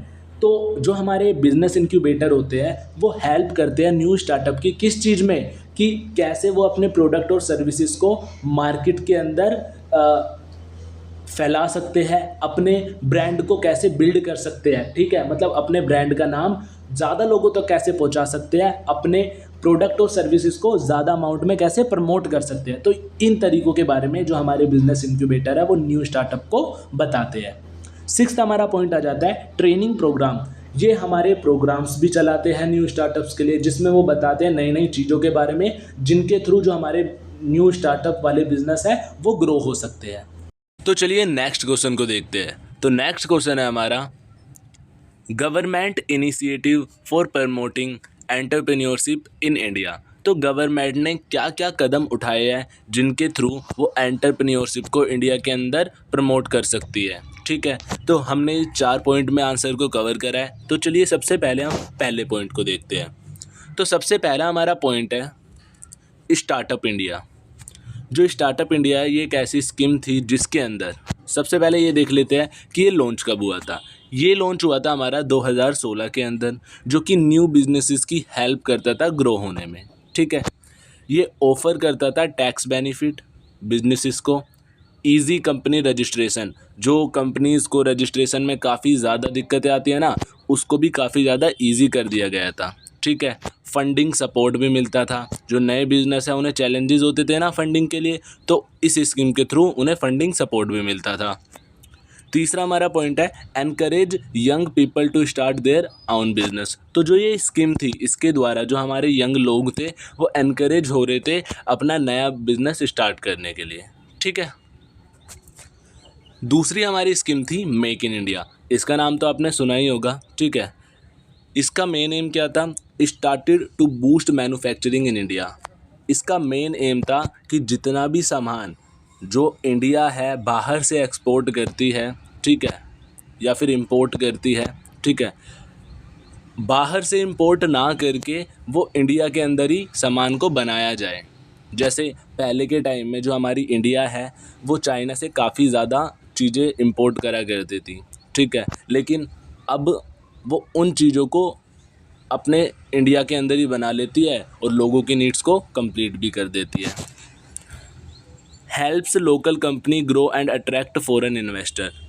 तो जो ये मेक इन इंडिया स्कीम है ये लोकल कंपनीज़ की हेल्प करती है ग्रो होने में, ठीक है, और फॉरेन इन्वेस्टर को अट्रैक्ट भी करती है, फॉरेन कंपनीज़ को इन्वेस्ट भी अट्रैक्ट भी करती है कि जो फॉरेन कंपनी है ना वो हमारे देश में आके इन्वेस्ट भी करे, ठीक है, और अपनी नई कंपनीज भी खोले। Aims to create job and promote innovation. तो अगर जब सारी चीज़ें अपने शहर के अंदर ही बनेगी, ठीक है, अपनी कंट्री के अंदर ही बनेगी, तो ज़्यादा से ज़्यादा बिजनेसेस खुलेंगे, और जब ज़्यादा से ज़्यादा बिजनेस खुलेंगे तो लोगों को जॉब्स भी मिलेगी, ठीक है। और ये प्रमोट करती है इनोवेशन को, मतलब न्यू आइडियाज़ को, ठीक है। तीसरा हमारा पॉइंट है स्टैंड अप इंडिया, ठीक है। ये भी हमारी एक स्कीम थी। इसके अंदर क्या आता है, चलिए देखते हैं। Help SC ST and women entrepreneurs start business. तो ये SC ST वुमेन्स की हेल्प करता है कि वो अपना बिजनेस स्टार्ट कर सके। Provide bank loan from 10 lakh to 1 crore. तो ये उन्हें बैंक लोन प्रोवाइड करता है 10 लाख से लेके 1 करोड़ तक का। Promote inclusive growth by supporting under represented groups.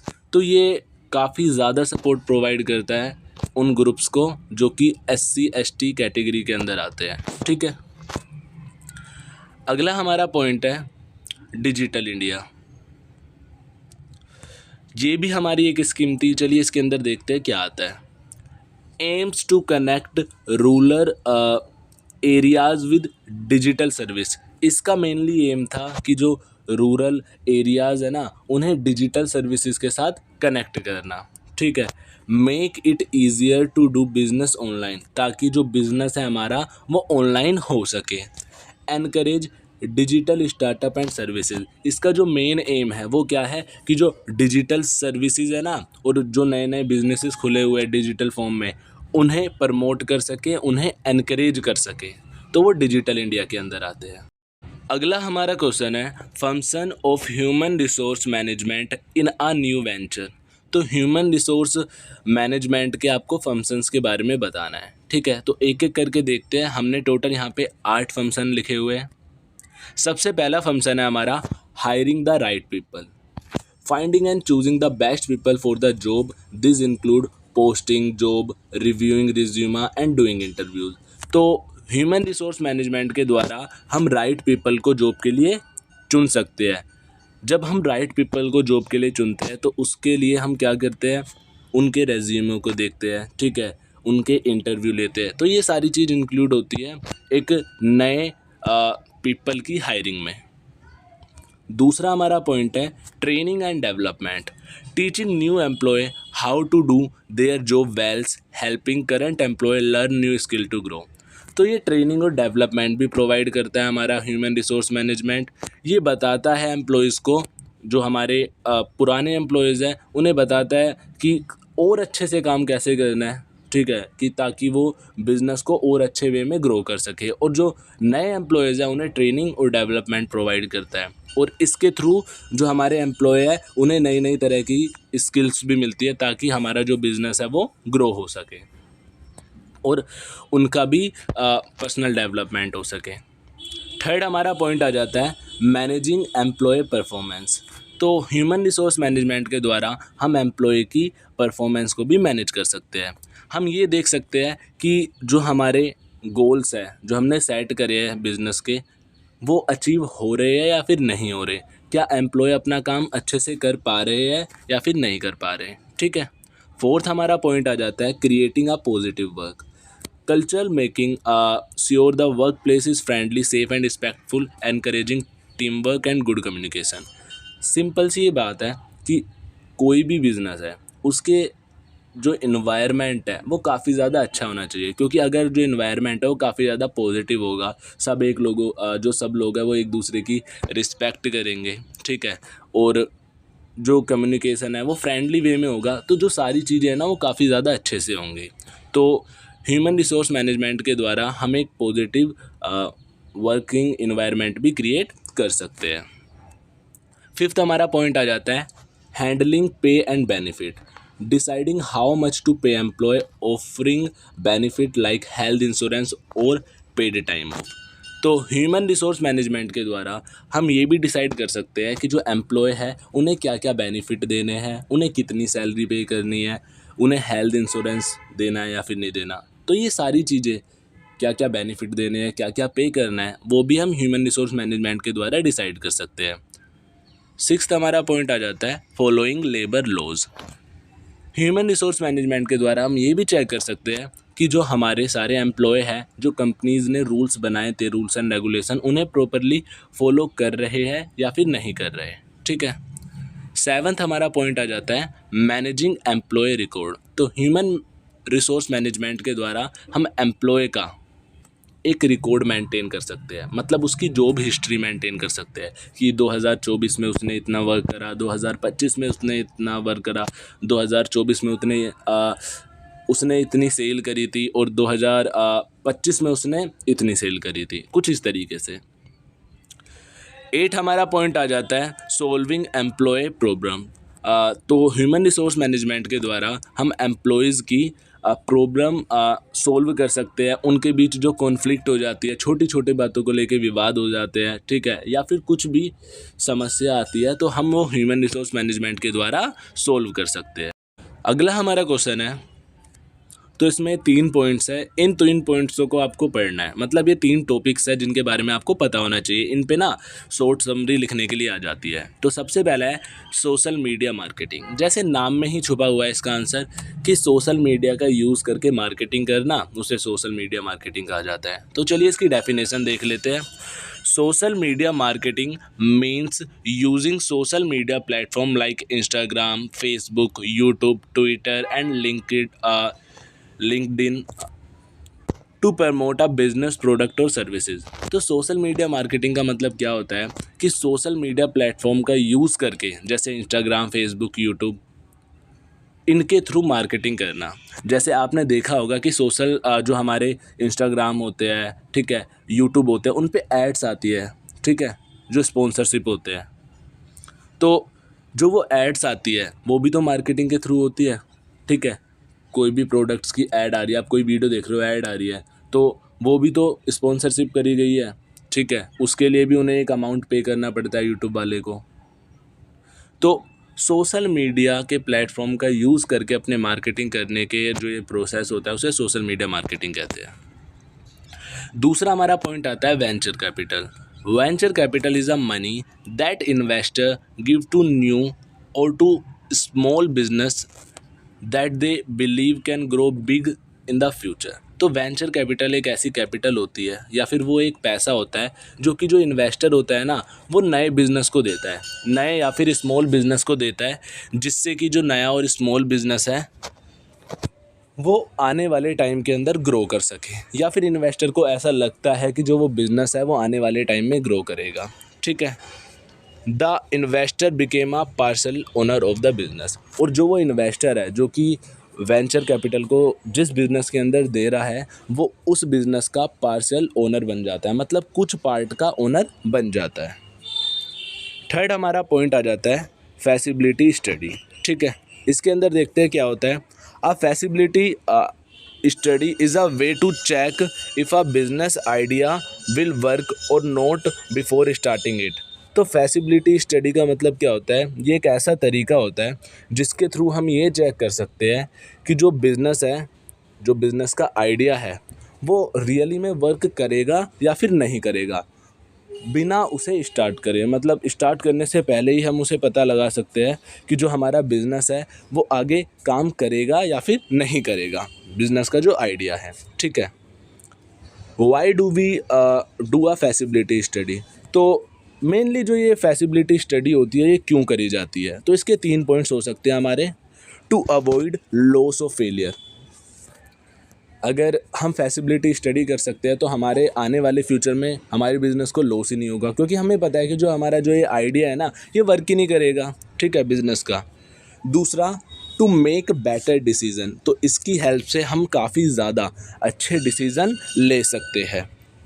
तीसरा हमारा पॉइंट आ जाता है to understand cost, profit and risk. तो इसके थ्रू हम कॉस्ट, प्रॉफिट और रिस्क को अच्छे से समझ सकते हैं।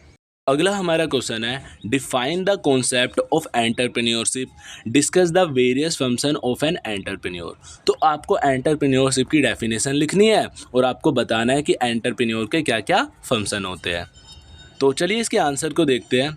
Entrepreneurship is a process of starting, organising, managing and taking the risk of running a new business to make profit. तो एंटरप्रेन्योरशिप एक ऐसा प्रोसेस है, ठीक है, जिसके अंदर हम स्टार्ट करते हैं, ऑर्गेनाइज करते हैं, मैनेजिंग करते हैं, ठीक है, और एक रिस्क लेते हैं बिजनेस को स्टार्ट करने का, एक नए बिजनेस को स्टार्ट करने का, ताकि हम प्रॉफिट बना सकें।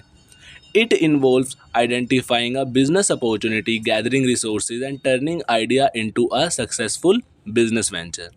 तो इसके अंदर सबसे पहले हम बिजनेस की अपॉर्चुनिटी को, कि मार्केट के अंदर किस चीज़ की ज़रूरत है, उस अपॉर्चुनिटी को आइडेंटिफाई करते हैं। फिर सारे रिसोर्सेज मतलब सारे संसाधनों को इकट्ठा करते हैं और उनके थ्रू अपने आइडिया को बिजनेस के अंदर कन्वर्ट करते हैं, ठीक है। अब बात करते हैं एंटरप्रेन्योर के बारे में। अभी तो हमने बात करा एंटरप्रेन्योरशिप किसे कहते हैं, अब बात करते हैं एंटरप्रेन्योर के बारे में। An entrepreneur is a person who takes the initiative to start a business, bring innovation and bear financial and personal risk to earn a reward। तो एंटरप्रेन्योरशिप तो मतलब बिजनेस को स्टार्ट करने के प्रोसेस को हो गया। जो बंदा इस रिस्क को लेता है, ठीक है, जो बंदा इस रिस्क को लेता है उसे एंटरप्रेन्योर कहा जाता है, ठीक है। जो कि बिजनेस स्टार्ट करता है एक नए आइडिया के साथ, जो सारा रिस्क होता है वो उसका ही होता है, ठीक है। Function of entrepreneur. अब जो हमारा एंटरप्रेन्योर होता है उसके क्या क्या फंक्शन होते हैं, तो सबसे पहला है आइडिया जनरेशन। सिंपल सी बात है, वो सबसे पहले एक आइडिया को जनरेट करता है। मार्केट के अंदर जो नई अपॉर्चुनिटी आ रखी होती है उसे आइडेंटिफाई करता है। दूसरा हमारा पॉइंट आ जाता है organisation resources. They gather all the necessary resources like money, land, labour and equipment to start the business. तो जो हमारा एंटरप्रेन्योर होता है वो सारे रिसोर्सेज को अच्छे से ऑर्गेनाइज करता है, जैसे मनी, लैंड, लेबर और इक्विपमेंट, ताकि वो अपने बिजनेस को स्टार्ट कर सके। तीसरा हमारा पॉइंट आ जाता है decision making. The entrepreneur makes important business decision such as what to produce, how much to produce and where to sell. तो जो हमारा एंटरप्रेन्योर है वो डिसीज़न भी बनाता है, जैसे कि हमें क्या प्रोड्यूस करना चाहिए, हमें कैसे प्रोड्यूस करना चाहिए और हमें उस चीज़ को कहाँ बेचना चाहिए। चलिए इसके आगे के फंक्शंस के बारे में बात करते हैं। फोर्थ हमारा फंक्शन है इसके अंदर risk taking. Starting a business involve risk. Simple सी बात है यार, अगर हम कोई भी बिज़नेस को स्टार्ट करते हैं ना तो उसके अंदर जो रिस्क है ना वो आना ही है, ठीक है। रिस्क तो हमें लेना ही पड़ता है किसी भी नए बिज़नेस को स्टार्ट करने के लिए। The entrepreneur take these risk in the hope of making the profit. और एंटरप्रेन्योर होते हैं ना जो, वो इस रिस्क को लेते हैं, क्यों, ताकि आने वाले टाइम में जो उनका बिजनेस है वो प्रॉफिट अर्न कर सके। फिफ्थ हमारा पॉइंट आ जाता है innovation. Entrepreneur often introduce new product, services और method to improve the business and satisfy customer needs. तो जो एंटरप्रेन्योर होते हैं वो मार्केट के अंदर एक नए आइडिया के साथ एंटर करते हैं, जिससे कि वो लोगों की ज़रूरतों को भी पूरा कर सके, ठीक है, और उन्हें सर्विस भी प्रोवाइड कर सके। सिक्स्थ हमारा पॉइंट आ जाता है मैनेजिंग द बिजनेस। जो हमारे एंटरप्रेन्योर है वो ये भी चेक करते हैं कि जो हमारा बिजनेस है उसके अंदर जो डेली ऑपरेशन होते हैं वो अच्छे से परफॉर्म हो रहे हैं या फिर नहीं हो रहे, या फिर जो सारे टास्क हैं जो वर्कर को दिए गए हैं वो अच्छे से कंप्लीट हो रहे हैं या फिर नहीं हो रहे। मतलब ओवरऑल सभी एक्टिविटीज़ पे जो हमारे एंटरप्रेन्योर्स होते हैं वो नज़र रखते हैं। सेवन्थ हमारा पॉइंट है मार्केटिंग एंड प्रमोशन। तो बिज़नेस के प्रोडक्ट और सर्विसेज की मार्केटिंग भी हमारे एंटरप्रेन्योर्स करते हैं और प्रमोशन भी हमारे जो एंटरप्रेन्योर्स होते हैं वो करते हैं, ठीक है। मतलब जो हमारे कस्टमर्स हैं वो हमारे प्रोडक्ट और सर्विस के टुवर्ड्स कैसे अट्रैक्ट होंगे, कैसे हमारी सेल्स इंक्रीज़ होगी, तो ये सारी चीज़ आ जाती है इस पॉइंट में। एट्थ हमारा पॉइंट है creating employment. By starting a business entrepreneur provide job to other and contribute to the economy. तो जो हमारे एंटरप्रेन्योर होते हैं वो एम्प्लॉयमेंट भी क्रिएट करते हैं। कैसे, अगर कोई नया बिजनेस स्टार्ट होगा, ठीक है, किसी कंट्री के अंदर, तो लोगों की ज़रूरत भी होगी उस बिज़नेस के अंदर काम करने के लिए, तो इसके थ्रू जॉब्स भी हमारी क्रिएट हो जाती है, जो कि ओवरऑल कंट्रीब्यूट करती है हमारी कंट्री की इकोनॉमी में। नाइन्थ हमारा पॉइंट आ जाता है looking for growth. Entrepreneurs try to expand the business by increasing production, entering new market और ऑफरिंग न्यू प्रोडक्ट। जो एंटरप्रेन्योर्स होते हैं वो डे बाय डे अपने जो प्रोडक्शन है जो कि बिज़नेस के अंदर होता है उसे इंक्रीज़ करते रहते हैं, ठीक है। और नई मार्केट्स में एंटर करते रहते हैं, अपने आप को डे बाय डे वो क्या करते रहते हैं, एक्सपेंड करते रहते हैं ताकि उन्हें हाई अमाउंट में प्रॉफिट हो सके। अगला हमारा क्वेश्चन है, explain any two theories of entrepreneurship. मतलब आपको दो थ्योरीज के बारे में बताना है एंटरप्रेन्योरशिप की। तो सबसे पहली हमारी थ्योरी है इनोवेशन, थ्योरी बाय जोसेफ स्कम्पेटर, ठीक है, जो भी इसका नाम है। तो ये इनोवेशन हमारी थ्योरी है जो कि इसके द्वारा लिखी गई है। मेन आइडिया क्या आता है इस थ्योरी का, this theory says that entrepreneur are innovators. जो ये थ्योरी है वो हमारी ये कहती है कि जो हमारे एंटरप्रेन्योर्स होते हैं वो इनोवेटर्स होते हैं। They bring new ideas and change to the market, ठीक है। तो ये तो सिंपल सी बात है जो कि आपको पहले से ही पता होगी कि जो हमारे एंटरप्रेन्योर्स होते हैं ना वो इनोवेटर्स होते हैं। वो मार्केट के अंदर नए आइडिया को लेके आते हैं, नए चेंजेस को लेके आते हैं जो कि लोगों की, कस्टमर्स की नीड्स को फुलफ़िल कर देता है। अब की पॉइंट्स देखते हैं इसके। की पॉइंट्स में लिखा हुआ है, एंटरप्रेन्योर्स क्रिएट न्यू प्रोडक्ट और इम्प्रूव एग्जिस्टिंग वन। तो जो हमारे एंटरप्रेन्योर है वो कभी कभार तो मार्केट के अंदर नए प्रोडक्ट लेके आते हैं या फिर जो पहले से ही मार्केट के अंदर एग्जिस्ट करते हैं ना प्रोडक्ट, उनमें इम्प्रूवमेंट भी कर देते हैं। दूसरा हमारा की पॉइंट है, they find new way to produce good और डिलीवर सर्विस। वो नए नए तरीके फाइंड आउट करते हैं गुड्स को प्रोड्यूस करने के और सर्विसेज को डिलीवर करने के, ठीक है। थर्ड हमारा पॉइंट आ जाता है, दे ओपन न्यू मार्केट और change how business is done. वो नई नई मार्केट ओपन्स करते हैं और देखते हैं कि जो बिज़नेस है वो कैसे परफॉर्म कर रहा है। एग्जाम्पल हम इसका देखते हैं, when someone invent a new smartphone feature or create an app that change how we shop or travel, online food delivery, they being an entrepreneur according to this theory। तो देखो example के through समझते हैं। तो example हमारा ये कह रहा है, जैसे किसी व्यक्ति ने कोई एक ऐप बनाया, ठीक है। पहले जो लोग थे ना उन्हें कुछ भी सामान ख़रीदना होता था तो वो दुकान पे जाके ख़रीदते थे, मतलब पर्सनली उन्हें दुकान पे जाना पड़ता था। लेकिन अब एक व्यक्ति ने एक ऐसा ऐप बना दिया जिसके थ्रू अब वो घर बैठे ही अपना जो सामान है वो ऑर्डर कर सकते हैं और जो सामान है ना वो ऑटोमेटिकली उनके घर पे डिलीवर हो जाता है, जैसे स्विगी, ज़ोमैटो, डोमिनोज़, ठीक है। ये कुछ फूड आइटम डिलीवरी वाले ऐप हैं जो आपको पता ही होंगे। तो जो ये ऐप्स बनाने का जो ये प्रोसेस है जिनके थ्रू लोगों की नीड्स पूरी हुई, तो वो भी हमारा इस थ्योरी के अंदर कवर्ड हो सकता है, ठीक है। अब बात करते हैं दूसरी थ्योरी की। दूसरी थ्योरी का नाम है हमारा रिस्क बियरिंग थ्योरी, ठीक है, बाय फ्रैंक नाइट। मतलब ये फ्रैंक नाइट के द्वारा लिखी गई है। मेन आइडिया क्या था उसके बारे में बात करते हैं। इसमें हमारा मेन आइडिया है, this theory says that entrepreneur are people who take risk, they are willing to face uncertainty in the business to make the profit.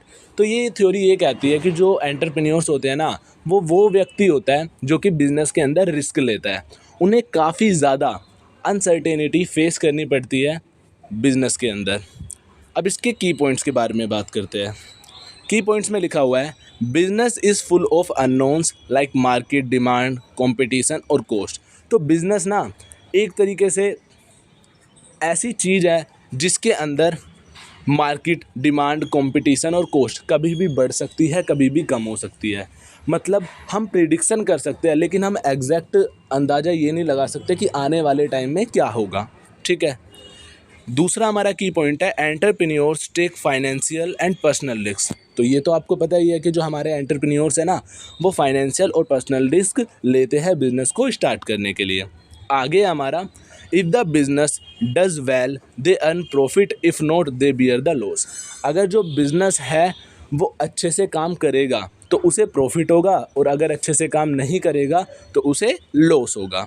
इसके एग्जाम्पल को देखते हैं, starting a new restaurant in an area where you are not sure how many customer will come, this involve risk, if it succeed the entrepreneur earn profit, if not they lose money. अब simple सी बात है यार, एक बंदा है, ठीक है, उसने एक ऐसे एरिया में अपने रेस्टोरेंट को खोला है जहाँ उसे पता ही नहीं है कि उसे प्रॉफिट होगा या फिर लॉस होगा। तो इस पे इस केस के अंदर मेनली जो सारी चीज़ें हैं वो सिचुएशन पे बेस्ड हो जाती है, रिस्क पे बेस्ड हो जाती है। कैसे? क्योंकि उसे ये पता ही नहीं है कि उसकी चीज़ें बिचेगी या फिर नहीं बिचेगी। तो इस केस में क्या होगा, अगर उसकी जो चीज़ें हैं, जो उसने रेस्टोरेंट खोला है, वो अगर बिची तो उसे प्रॉफिट होगा, अदरवाइज उसे लॉस होगा। तो अगला हमारा क्वेश्चन है, an entrepreneur is a sum total of various unique qualities, discuss this statement by giving suitable example. तो इसमें ये लिखा हुआ है कि जो हमारा एंटरप्रेन्योर्स है उनके पास अलग अलग तरीके की यूनिक क्वालिटीज़ होती है, ठीक है। तो आपको इस स्टेटमेंट को डिस्कस करते हुए एग्जाम्पल देने हैं, ठीक है। तो चलिए इसके आंसर को देखते हैं। The statement an entrepreneur is a sum total of various unique quality means that to be a successful entrepreneur, a person needs to have many different qualities working together. No single skill is enough. It is a mix of traits that make us someone a good entrepreneur. तो इन्होंने बोला है कि एक successful entrepreneur बनने के लिए किसी पर्सन के पास काफ़ी तरह की अलग अलग यूनिक क्वालिटीज़ होनी चाहिए, स्किल्स होनी चाहिए, जिसके थ्रू वो बिज़नेस को ग्रो कर सके, नए आइडिया को सोच सके बिज़नेस के, ठीक है। क्योंकि अगर उसके पास सिंगल स्किल होगी ना तो वो इन सारी चीज़ों को नहीं कर पाएगा।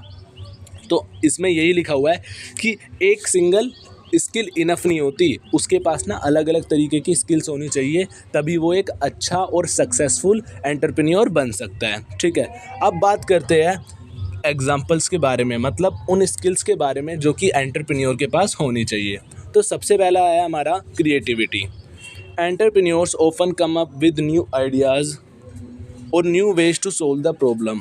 तो जो हमारे एंटरप्रेन्योर्स होते हैं वो नए आइडियाज़ के साथ और नए रास्तों के साथ आते हैं मार्केट्स के अंदर, ताकि वो नए नए जो प्रॉब्लम्स होते हैं उन्हें ईजिली सोल्व कर सके। चलिए इसे एग्जाम्पल के थ्रू समझते हैं। Wright brother invent the airplane because they had creative idea to make human fly. तो जो राइट ब्रदर्स हैं उन्होंने एक एरोप्लेन इन्वेंट करा था क्योंकि वो ये चाहते थे कि जो ह्यूमंस है वो भी फ्लाई करे बर्ड्स की तरह आसमान के अंदर, ठीक है। दूसरा हमारा पॉइंट है risk taking. Entrepreneurs are willing to take risk to start something new even if there is a chance of failure. तो जो हमारे एंटरप्रेन्योर्स हैं वो हमेशा रिस्क लेते हैं, वो ऐसी नई चीज़ें करना पसंद करते हैं जिसमें काफ़ी ज़्यादा रिस्क होता है, ठीक है। एग्जाम्पल के थ्रू समझते हैं, हमें काफ़ी ज़्यादा समझ में आएगा। एग्जाम्पल में लिखा हुआ है इलोन मस्क इन्वेंटेड हिज आउन money in Tesla and space x when success was uncertain. तो इलोन मस्क ने भी अपना जो पैसा था वो टेस्ला के अंदर इन्वेस्ट करा क्योंकि उन्हें ऐसा लगता था कि आने वाले टाइम में उन्हें प्रॉफिट होगा इस चीज़ के लिए। तो उन्हें प्रॉफिट हुआ भी, लेकिन उन्हें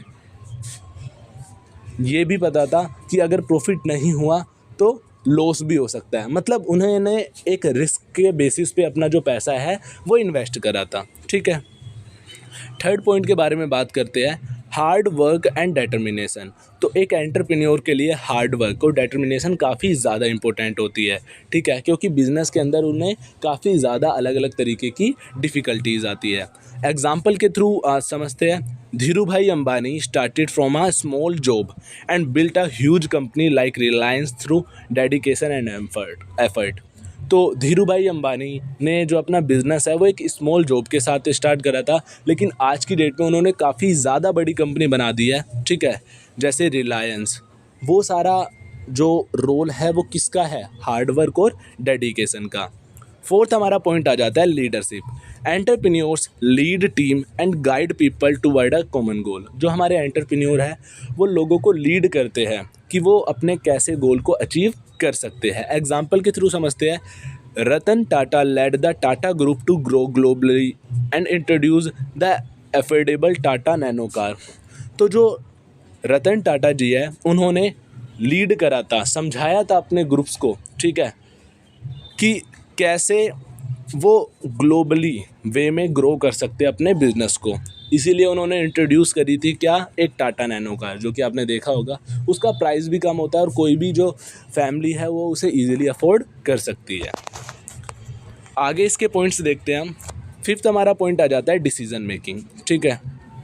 तो जो एक एंटरप्रेन्योर है वो अच्छे से डिसीज़न भी ले सकता है और जो डिसीज़न होता है वो काफ़ी ज़्यादा फास्टर वे में भी लिया जाता है, ठीक है। तो ये भी एक हमारी क्वालिटी होती है जो कि एंटरप्रेन्योर के अंदर होनी चाहिए डिसीज़न मेकिंग की। सिक्स्थ हमारा पॉइंट है विज़न, ठीक है। ये डिसीज़न मेकिंग का एक बार एग्जांपल और देख लेते हैं। Steve Jobs decide to focus on simple use friendly design which are made Apple product successful.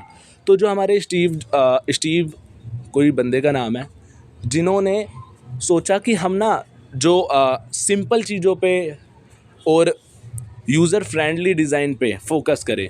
तो उन्होंने जो आप ये एप्पल का फ़ोन आपने देखा होगा, तो वो जो डिज़ाइन है ना वो उनके द्वारा ही बनाया गया है। तो उन्होंने ना सिंपल और यूज़र फ्रेंडली चीज़ों पे ज़्यादा फोकस करा, जिनके थ्रू उन्होंने ये लोगो जो डिज़ाइन करा था एप्पल का, ठीक है, जो कि आप फ़ोन्स के पीछे देखते हो।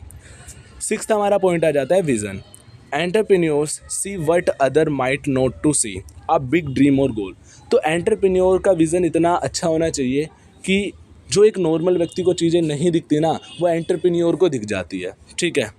मतलब उनके बड़े बड़े सपने, उनके गोल्स, ऐसा हमारा जो एंटरप्रेन्योर्स हैं उनके पास इस तरीके की क्वालिटीज़ होनी चाहिए। एग्जाम्पल के थ्रू बात करते हैं। Mark Zuckerberg had the vision to connect people through Facebook which became a global platform। तो जो ये हमारे मार्क साहब है, ठीक है, उन्होंने सोचा कि हम जो लोग बाग हैं उन्हें एक दूसरे से कैसे कनेक्ट कर सकते हैं ईजिली ग्लोबली वे में। तो उन्होंने फेसबुक डिज़ाइन करा, जिसके थ्रू आज जो फेसबुक है वो एक ग्लोबल प्लेटफॉर्म है जिसके थ्रू हम किसी से भी कनेक्ट हो सकते हैं ईजिली। अगला हमारा क्वेश्चन है, Not all startups are successful. Elaborate this statement by enumerating the reason leading to failure of startup। अब सिंपल सी बात है यार, मार्केट के अंदर जितने भी बिजनेस आते हैं वो सक्सेसफुल तो रहते नहीं है। तो उनके पीछे का क्या कारण हो सकता है वो आपको बताना है, क्या रीज़न हो सकता है, ठीक है। तो लिखा हुआ है, इसके आंसर को देखते हैं। Starting a new business is exciting, but not all startups succeed. Many startups fail due to different reason।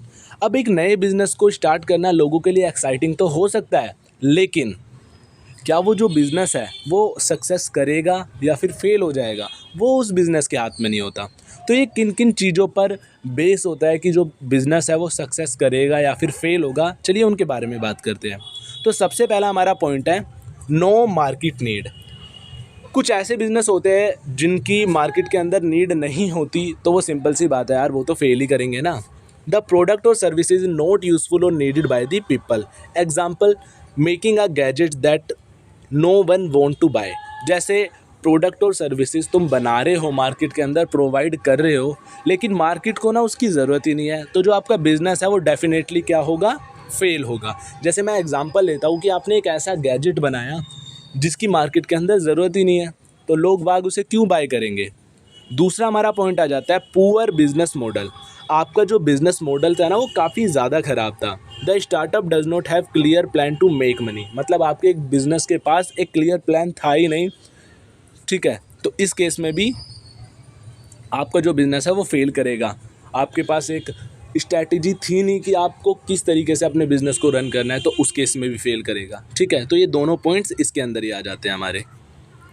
Third हमारा पॉइंट आ जाता है लैक ऑफ फंड्स। जब बिज़नेस को ईजिली फंड नहीं मिल पाता तो जो बिज़नेस है वो सिंपल सी बात है भाई बंद ही हो जाता है, ठीक है। फोर्थ हमारा पॉइंट आ जाता है वीक मैनेजमेंट और टीम। बिज़नेस के ग्रोथ में जो सबसे बड़े फैक्टर होते हैं ना, वो बिज़नेस के अंदर काम करने वाले लोग होते हैं। अगर जो बिज़नेस के अंदर काम करने वाले लोग हैं वो अच्छे से काम नहीं कर रहे, उनके पास अच्छी स्किल नहीं है, तो बिज़नेस ग्रो नहीं कर पाएगा और आने वाले टाइम में जो बिज़नेस है वो फेल हो जाएगा। फिफ्थ हमारा पॉइंट आ जाता है ignoring customer. No listening to customer feedback और complaint can lead the failure. अब सिंपल सी बात है यार, तुम अपने प्रोडक्ट को बनाए जा रहे हो, कस्टमर के फीडबैक को देख ही नहीं रहे कि उसे चाहिए क्या, एग्जैक्ट में उसे चाहिए क्या। तो इसकी वजह से भी आपके जो कस्टमर है वो आपके प्रोडक्ट को बाय नहीं करेंगे आने वाले टाइम में, और आपका जो बिज़नेस है वो फेल हो जाएगा। सिक्स्थ हमारा पॉइंट आ जाता है स्ट्रॉन्ग कंपटीशन। तो भाई जो तुम प्रोडक्ट बना रहे हो उसके काफ़ी ज़्यादा ब्रांड्स मार्केट के अंदर पहले से ही प्रेजेंट होते हैं, ठीक है, जिसकी वजह से जो मार्केट के अंदर है ना, वो काफ़ी ज़्यादा कंपटीशन बढ़ रखा है। तो आपको क्या करना है, अपनी प्रोडक्ट और सर्विसेज को मार्केट के अंदर ऑफ़र करना है, लेकिन काफ़ी ज़्यादा कम अमाउंट पे करना है, ठीक है, ताकि कम अमाउंट के साथ आपको बेस्ट फैसिलिटी भी प्रोवाइड करनी है, ताकि आप उस कंपटीशन के अंदर टिक सको मार्केट के अंदर, ठीक है। क्योंकि आज के टाइम में जो नए बिज़नेस मार्केट के अंदर ओपन होते हैं ना, वो ईज़िली सर्वाइव नहीं कर पाते। काफ़ी ज़्यादा बच्चे ये बोलेंगे कि भैया आपने तो बोला था कि आप शॉर्ट ट्रिक्स बताओगे क्वेश्चन याद करने की, लेकिन आपने तो अभी तक बताई नहीं। तो इसलिए मैं दोबारा स्टार्टिंग के पहले क्वेश्चन पे आ चुका हूँ। अब मैं आपको बताऊंगा कि कैसे आपको शॉर्ट ट्रिक्स बनानी है हर एक क्वेश्चन को याद करने की।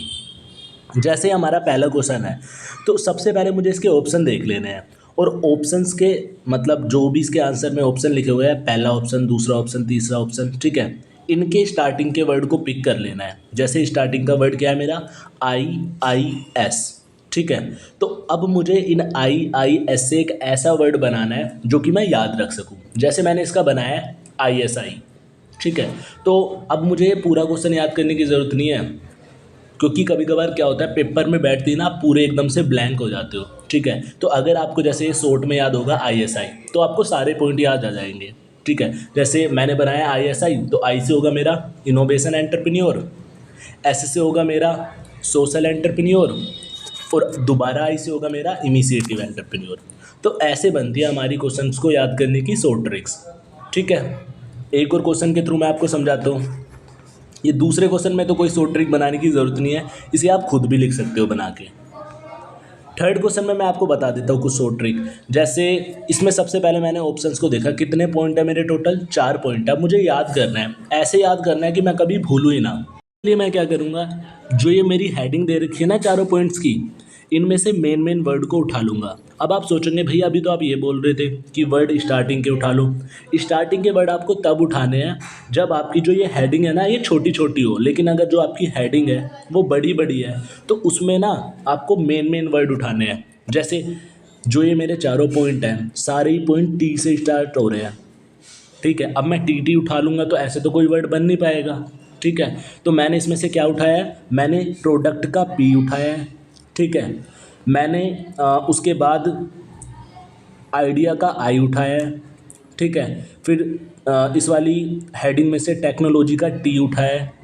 उसके बाद मैंने इस वाली इक्वेशन में से जो भी ये हेडिंग दे रखी है, इसमें से मैंने उठाया है W, वेज का W, ठीक है। तो मेरे वर्ड क्या निकल के है, PITW, ठीक है। तो मैंने इससे क्या वर्ड बनाया, PITW, ठीक है। मैंने A और एक्स्ट्रा ऐड कर दिया इसमें। A मैंने क्यों एक्स्ट्रा ऐड करा, ऐसे ही। क्यों ऐसे ही, क्योंकि इससे मेरा वर्ड बन रहा है पिटवा, ठीक है। बस मुझे ये याद रखना है कि पिटवा वाला जो वर्ड है ना, उसमें मुझे PITW के ही पॉइंट्स लिखना है, A मेरा एक्स्ट्रा है, तो इससे मुझे याद हो गया। अब अगर ये क्वेश्चन आ जाता है एंटरप्रेन्योर और इनोवेटर जस्टिफाई द स्टेटमेंट, तो मुझे सारे पॉइंट्स याद करने की ज़रूरत नहीं है, मुझे कोड याद है पिटवा, ठीक है। तो पिटवा में पीट देना है क्वेश्चन को। पिटवा से पीप से आ जाता है मेरा प्रोडक्ट एंड सर्विसेज, ठीक है, they create new product and services. आई से आ जाएगा मेरा दे इम्प्रूव एग्जिस्टिंग आइडियाज़, ठीक है। और टी से आ जाएगा मेरा दे यूज़ न्यू टेक्नोलॉजी। और ए से और डब्ल्यू से आ जाएगा मेरा they find new ways to do business. और ए से मुझे कुछ करना नहीं है। तो आपको ऐसे ही हेडिंग से ना वर्ड्स बना लेने हैं, फिर वो कोड को याद करके चले जाना है, उससे आपकी काफ़ी ज़्यादा हेल्प होती है पेपर में, ठीक है। तो इस तरीके से आप शॉर्ट ट्रिक्स बना सकते हो। और अगर आप चाहते हो कि मैं हर एक क्वेश्चन की शॉर्ट ट्रिक्स बना के आपको प्रोवाइड करूं, तो आप मुझे कमेंट सेक्शन में बता सकते हो। तो सबसे पहले तो आपको इन क्वेश्चन को अच्छे से रट्टा मार लेना है, अच्छे से समझ लेना है जो भी अभी तक मैंने वीडियो के अंदर कवर कराया है। और फिर उसके बाद अगर आपके पास टाइम बच जाता है तो आपको सिलेबस पे नज़र मार लेनी है। सिलेबस क्या है मैं आपको बता देता हूँ। सिलेबस में मेनली आपकी 5 यूनिट है, ठीक है। पहली यूनिट में आपके 2 चैप्टर हैं, दूसरी यूनिट में आपका 1 चैप्टर है, तीसरी यूनिट में भी आपका 1 चैप्टर है, चौथी यूनिट में आपका 1 चैप्टर है, और 5वीं यूनिट में आपके 3 चैप्टर हैं। आपको क्या करना है, सिलेबस देख के आपको इन चैप्टर की जो ये हेडिंग है ना, इन हेडिंग को खाली समझ लेना है। लेकिन ये आपको कब करना है, जब आपके पास टाइम बचे, जैसे पहला हमारा जो यूनिट है उसके जो पहले चैप्टर का नाम है इंट्रोडक्शन टू एंटरप्रेन्योरशिप, तो आपको एंटरप्रेन्योरशिप का मतलब पता होना चाहिए। और अधिकतर जो इसके टॉपिक्स है ना हेडिंग के ही, वो मैंने नोट्स के अंदर कवर करा दिया। जैसे एंटरप्रेन्योरशिप ये पता ही है आपको पहले से ही। तो अगर आपके पास टाइम बचे तो आपको इन सारे चैप्टर्स की हेडिंग के बारे में पता होना चाहिए, ठीक है, क्योंकि कभी कभार इसे ही इलेबरेट करने का जो हमारा क्वेश्चन है वो बन जाता है। लेकिन सबसे पहले आपको क्वेश्चंस को अच्छे से रट्टा मार लेना है, उसके बाद टाइम बचे तब करनी है ये चीज़, ठीक है। तो अब रिवीजन आप कैसे करोगे? रिवीजन तभी हो पाएगी जब आप हमारे नोट्स को परचेज करोगे और अपने जो कॉन्सेप्ट्स हैं उन्हें अच्छे से रिवाइज करोगे, क्योंकि जो हमारा नोट्स का अमाउंट है ना वो काफ़ी ज़्यादा कम रखा गया है, 29 रुपीज़। तो यार आप परचेज़ कर लेना और अच्छे से रिवीजन करके आना और एग्ज़ाम में फोड़ के आना, ठीक है। और अपना फीडबैक भी देना कमेंट में आके अगले दिन कि जो आपका एग्ज़ाम है वो कैसा गया है। तो at the end thank you so much, आप हमारी वीडियो में यहाँ तक जुड़े रहे। जो भी बच्चे जुड़े रहे उनके डेफिनेटली पेपर में 100% मार्क्स आएंगे अगर आप वीडियो को अच्छे से देखते हो, पूरी समझिए, या अगर आपने वीडियो अच्छे से और आपने नोट्स परचेस करके अपनी रिवीजन करी है, ठीक है। तो अगर वीडियो अच्छी लगी तो चैनल को सब्सक्राइब करो, वीडियो को लाइक करो और अपने उन दोस्तों के साथ शेयर कर दो जिन्हें यही नहीं पता कि अगला पेपर किस चीज़ का है, ठीक है। और ये मेरी इंस्टाग्राम आईडी है जिसके ऊपर मैं सबसे पहले नोटिफिकेशन देता हूँ कि आपकी जो वीडियो है वो एग्जैक्ट किस टाइमिंग पे आने वाली है, क्योंकि काफ़ी ज़्यादा बच्चों के मैसेज आते हैं कि भैया वीडियो कब आएगी, अभी डाल दो, किस टाइम डालोगे। तो मैं उन सब का रिप्लाई नहीं कर पाता, तो आप मेरे इंस्टाग्राम को फॉलो कर सकते हो जो कि है मिस्टर मोहित ठाकुर के नाम से, ठीक है। तो जिसके थ्रू आपको पता चल जाएगा कि जो एग्जैक्ट हमारी वीडियो है वो किस टाइमिंग पे आने वाली है और आप वीडियो को सबसे पहले देख सको। तो चलिए बाय बाय, मिलते हैं अगली वीडियो में अगले एक नए सब्जेक्ट के साथ।